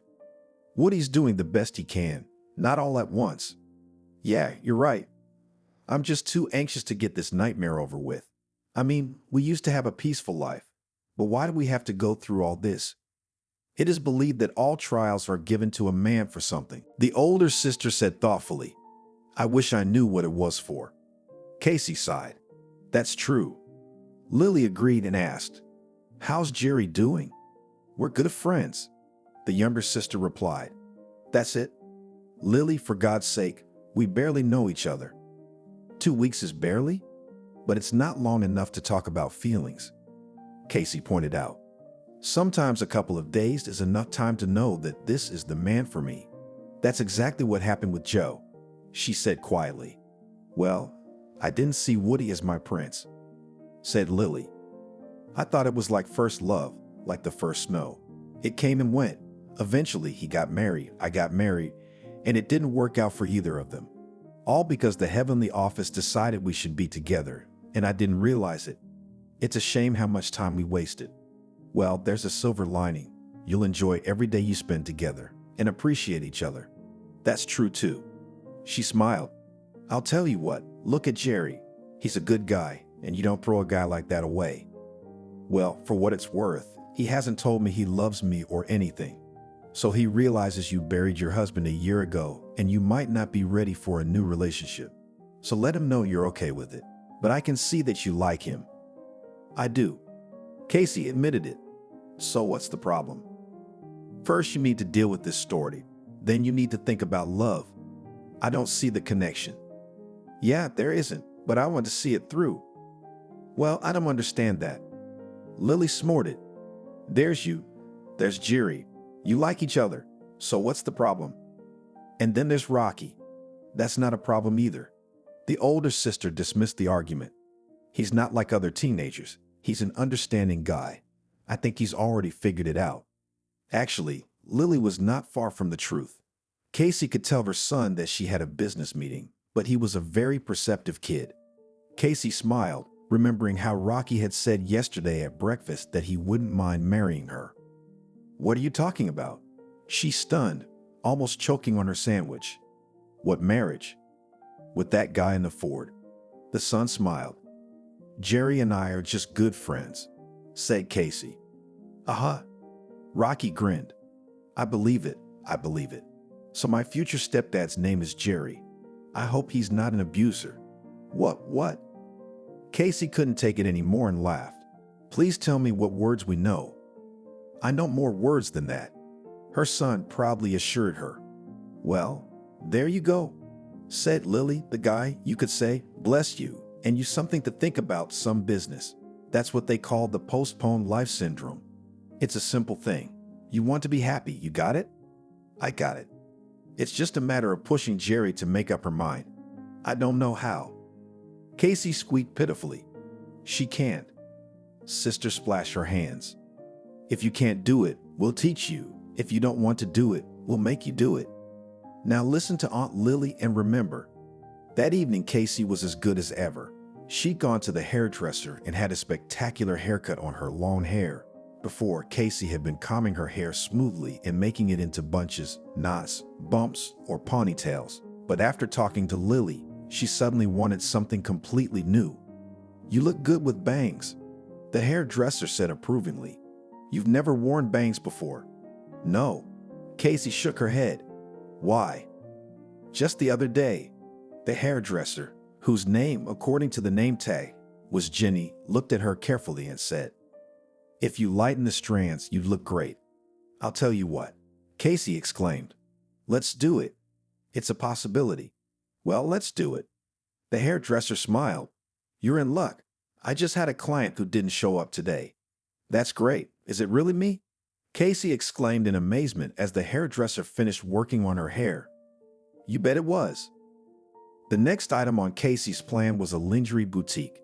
No, she wasn't planning on getting into bed with Gary, but Lily had convinced her that cool, expensive lingerie gave her confidence.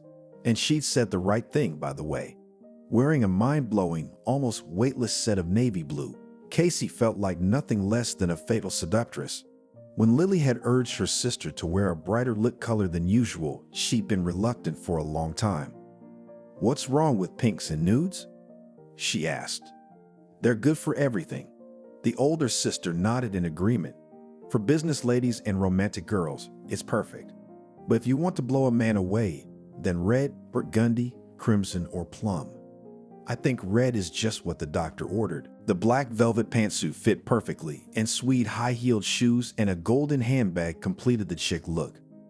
"How beautiful you look today," Jerry said with admiration. "You look different."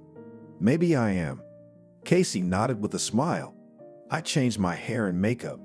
It all looks good on you, of course, but I don't think it's the hair or the makeup. There's something about you, but I don't know how to say it. Something sensual or something." She was embarrassed, but she tried her best not to show it. "Remember, you rule the ball," admonished Lily to her little sister. "You have to dominate." Casey and Jerry were sitting in the same car service cafe that had already become her home. "Honestly, Casey, I'm embarrassed to invite you to this diner, just a nice restaurant. And I like this cafe very much," she said with a smile. "And I will not trade it even for the best and most expensive restaurant in the city. And in general, I like outdoor activities, picnics, hiking in the mountains." Casey remembered Joe, and she felt sad. The young woman sighed furtively, but Jerry didn't notice it. He thought about the fact that he knew nothing about Casey except that she was the owner of the Atelier and the mother of a 9-year-old son. Jerry wondered if he had any chance of reciprocation. After all, Casey had buried her husband, and a year wasn't a long time. He'd known widows and widowers who'd been faithful to their deceased soulmates for more than a year. In his 33, Jerry had never been married, but he understood them perfectly. And tonight, Casey was so good, he had a flicker of hope. Maybe it's for him. Maybe she wanted to show him that it would be a good idea to take things, shall we say, to another level. Dream on," said Jerry. "Besides, how would her son feel about me? Picnics, camping." He repeated, "Interesting. Very interesting." Casey said excitedly, "I even went skydiving." "Wow, good for you."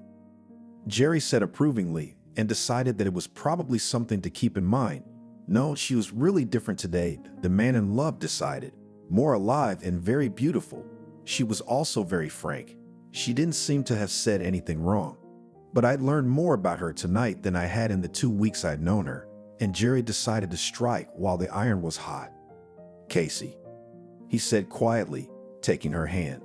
But the ringing of Casey's cell phone ruined everything. "I'm sorry." She smiled guiltily. It was Buddy. "Casey, am I interrupting you?" he asked. Needless to say, the former father-in-law had always been a sensitive man. "No, you're not," Casey replied, thinking the timing of the call couldn't be worse. Buddy was an old man, and he was her son's grandfather. And the fact that he called tonight said only one thing. Something was wrong. In light of recent events, it was unsurprising and perhaps a little creepy. "Did something happen?" Sister-in-law asked. "Trouble, Casey. Betty's been taken to the hospital." "Oh my God, what's wrong with her?" "A stroke." Buddy answered and cried. She'd been upset about something lately. So Casey realized he didn't know about his wife's secret. Betty must have spent all these years trying to forget what she'd done. Monstrous, of course, but what else could she do? And now Woody had opened the wound, and the resulting experience had broken the old woman. Terrible. Casey said sympathetically. Buddy, honey, you take it easy, and Rocky and I will be there tomorrow. Oh, that's so good. I'll be waiting. Casey's playful mood was gone. Trouble? Jerry asked. Betty was taken to the hospital for a stroke. She answered. Was it that? Probably, nodded Casey. I'm really sorry about that. Yes. The young woman sighed. Jerry, take me home. I've got a headache. Yeah, sure. I guess happiness isn't for me, Casey thought bitterly as they drove out of the service station, but she said aloud, I'm sorry I ruined your evening. You didn't. Jerry smiled. What's it got to do with you? It's just that life isn't made up of pleasant events, and we'll have many more evenings. At least I hope so. Casey, I wanted to tell you. Let me be there for you. But you are. She smiled. Well, you know what I mean, don't you? Jerry said seriously. And then he stopped the car, and Casey fluttered like a caught bird. I love you. Jerry said simply, and without saying a word, he pressed his lips to hers. It wasn't until a minute later that Casey realized they were kissing passionately, and oh God, she seemed to be loving it. Casey, I want to be there for you, no matter what bad or good things happen. Is that what you want? Yes, she nodded. I really do. The lovers glanced at each other and their lips met again, and then Jerry drove Casey home. Looks like my sister's about to give me some good news. Lily smiled slyly. What makes you think that? Casey asked, a mysterious smile playing on her face. You're glowing. I haven't seen you like this in a long time. I bet you haven't. She grinned unhappily. Tell me, did Jerry confess his love? The sister was obviously eager for details. He did, but before he did, Buddy called with the bad news. Betty had been taken to the hospital. What about her? Stroke. Casey replied with a sigh. Well, that's something. Lily sighed. Conscience, I suppose. You don't think she's been tormented by it all these years?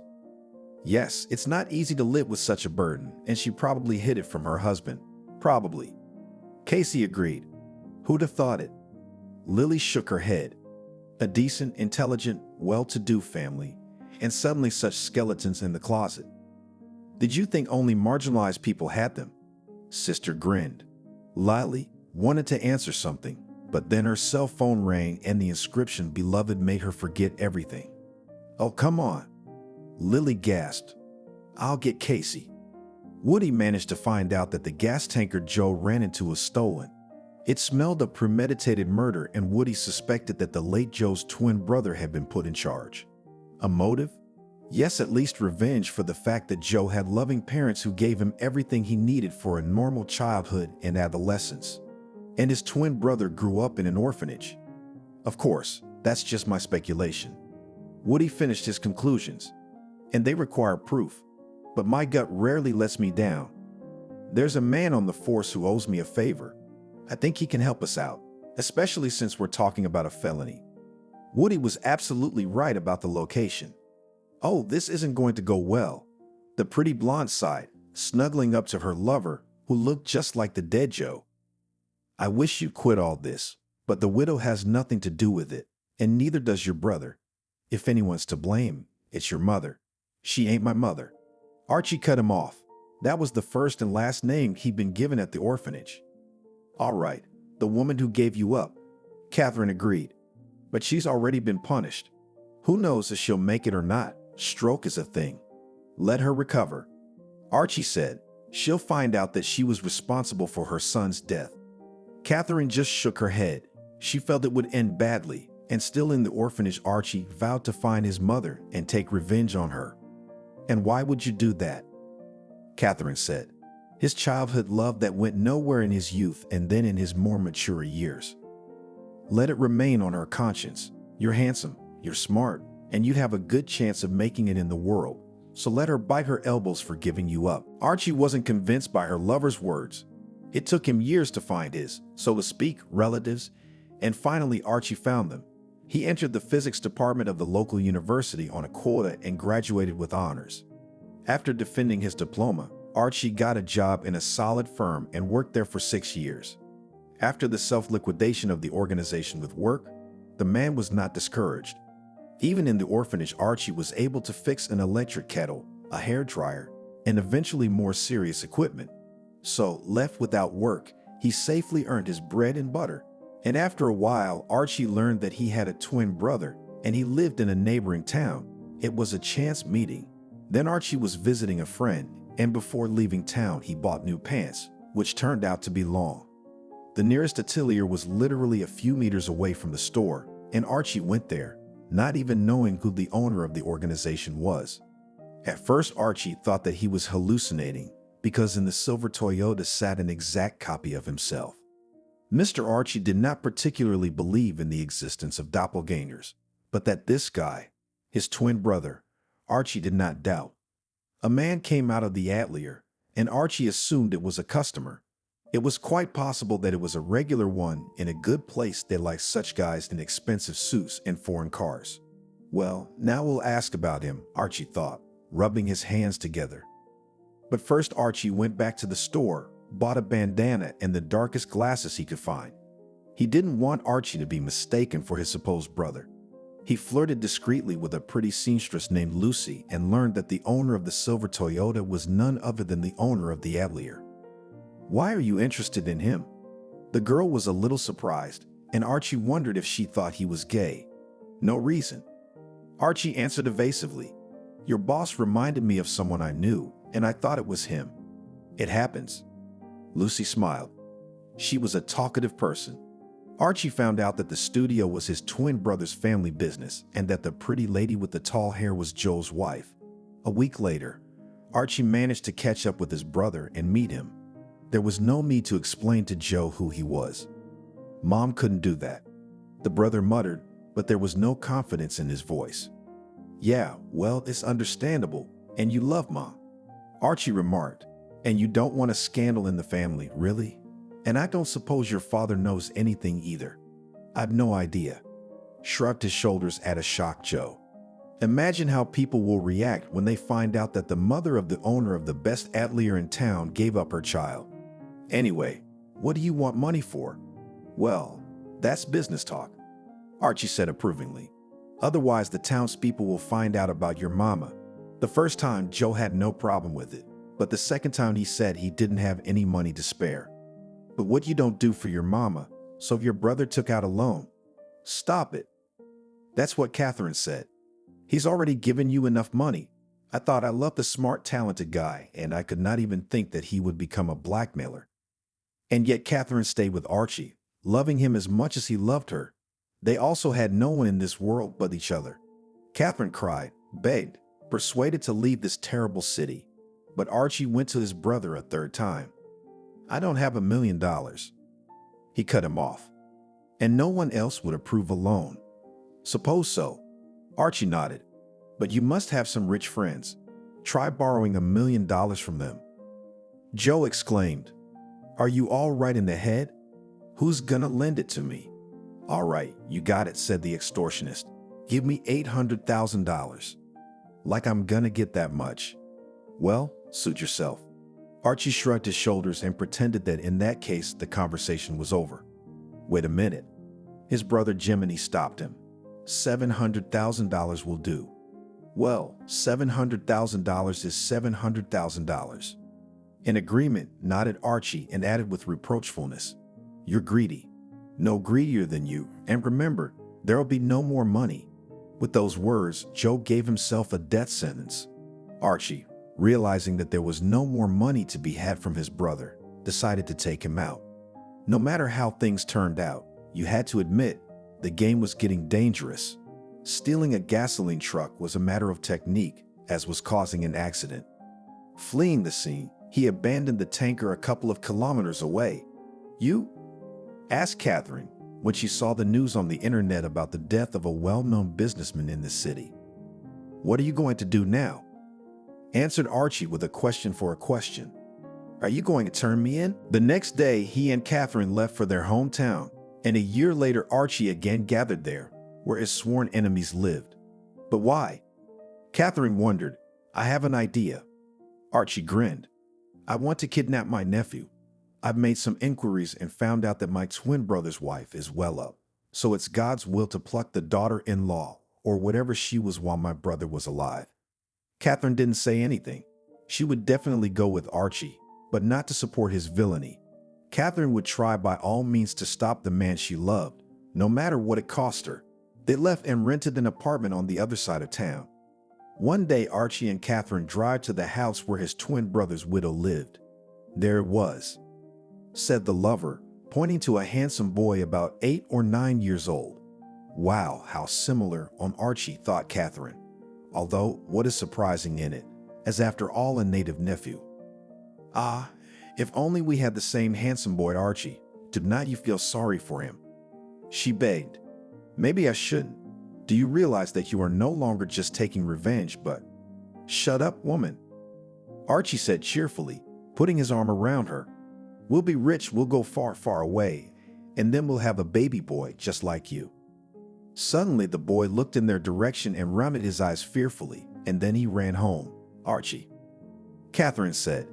He recognized you. So what? Archie snorted. What would a kid think? That I'm his daddy. Yeah, and get scared and run away, she said skeptically.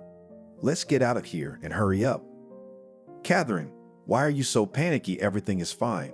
But you're right. Let's get out of here, or God forbid they will visit my mother, and she will definitely guess who I am. Catherine and Archie had been arguing for 40 minutes, but they hadn't gotten anywhere. Catherine is gonna be fine. Her roommate convinced her. And I promise this is our last case. Ours. All right, mine. And then we'll go away and get married. The doorbell rang. Who the hell is that? Catherine was surprised. Who knows? Archie shrugged his shoulders. Probably a vacuum cleaner or the neighbors. Let's not open the door. But the calls became more and more insistent, and Archie threw on his robe and went to open the door. Archie? A man in a uniform asked him.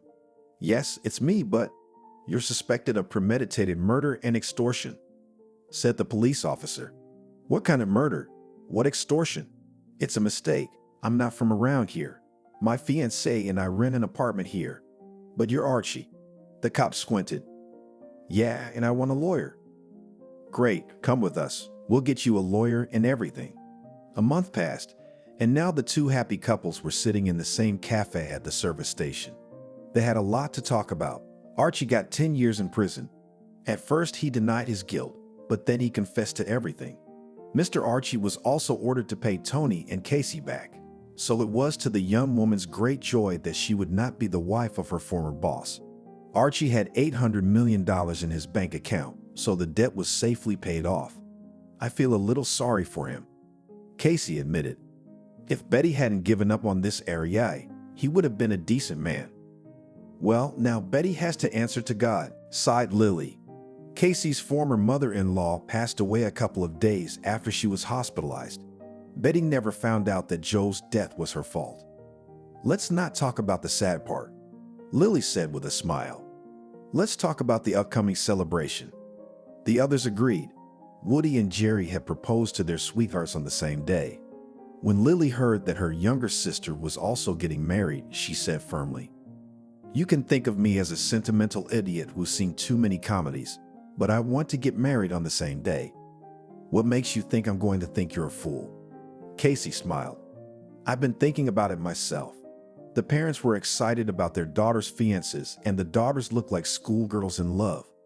The discussion of the wedding banquet, which was planned to be held in their favorite cafe and nowhere else, was coming to an end when Casey received a call from her son. How are your negotiations? Rocky asked sternly. In progress. With a smile reported the mother. And you'll be free soon? It's my last class. Can I pick you up? Can Jerry? That's what we'll ask. Casey answered, thinking for the umpteenth time how lucky she was. Her son had accepted his future stepfather, and he had grown attached to Rocky. What more could a woman who's getting married for the second time need?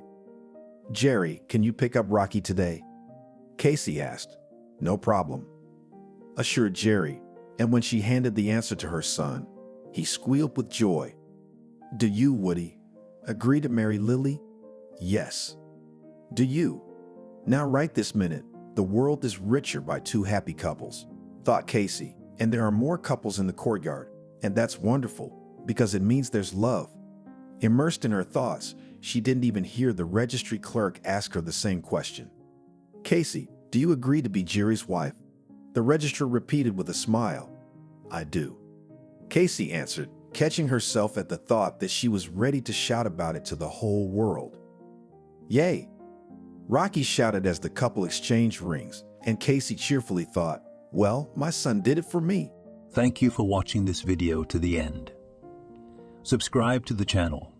Like it, write comments if you like the story, and see you on the channel.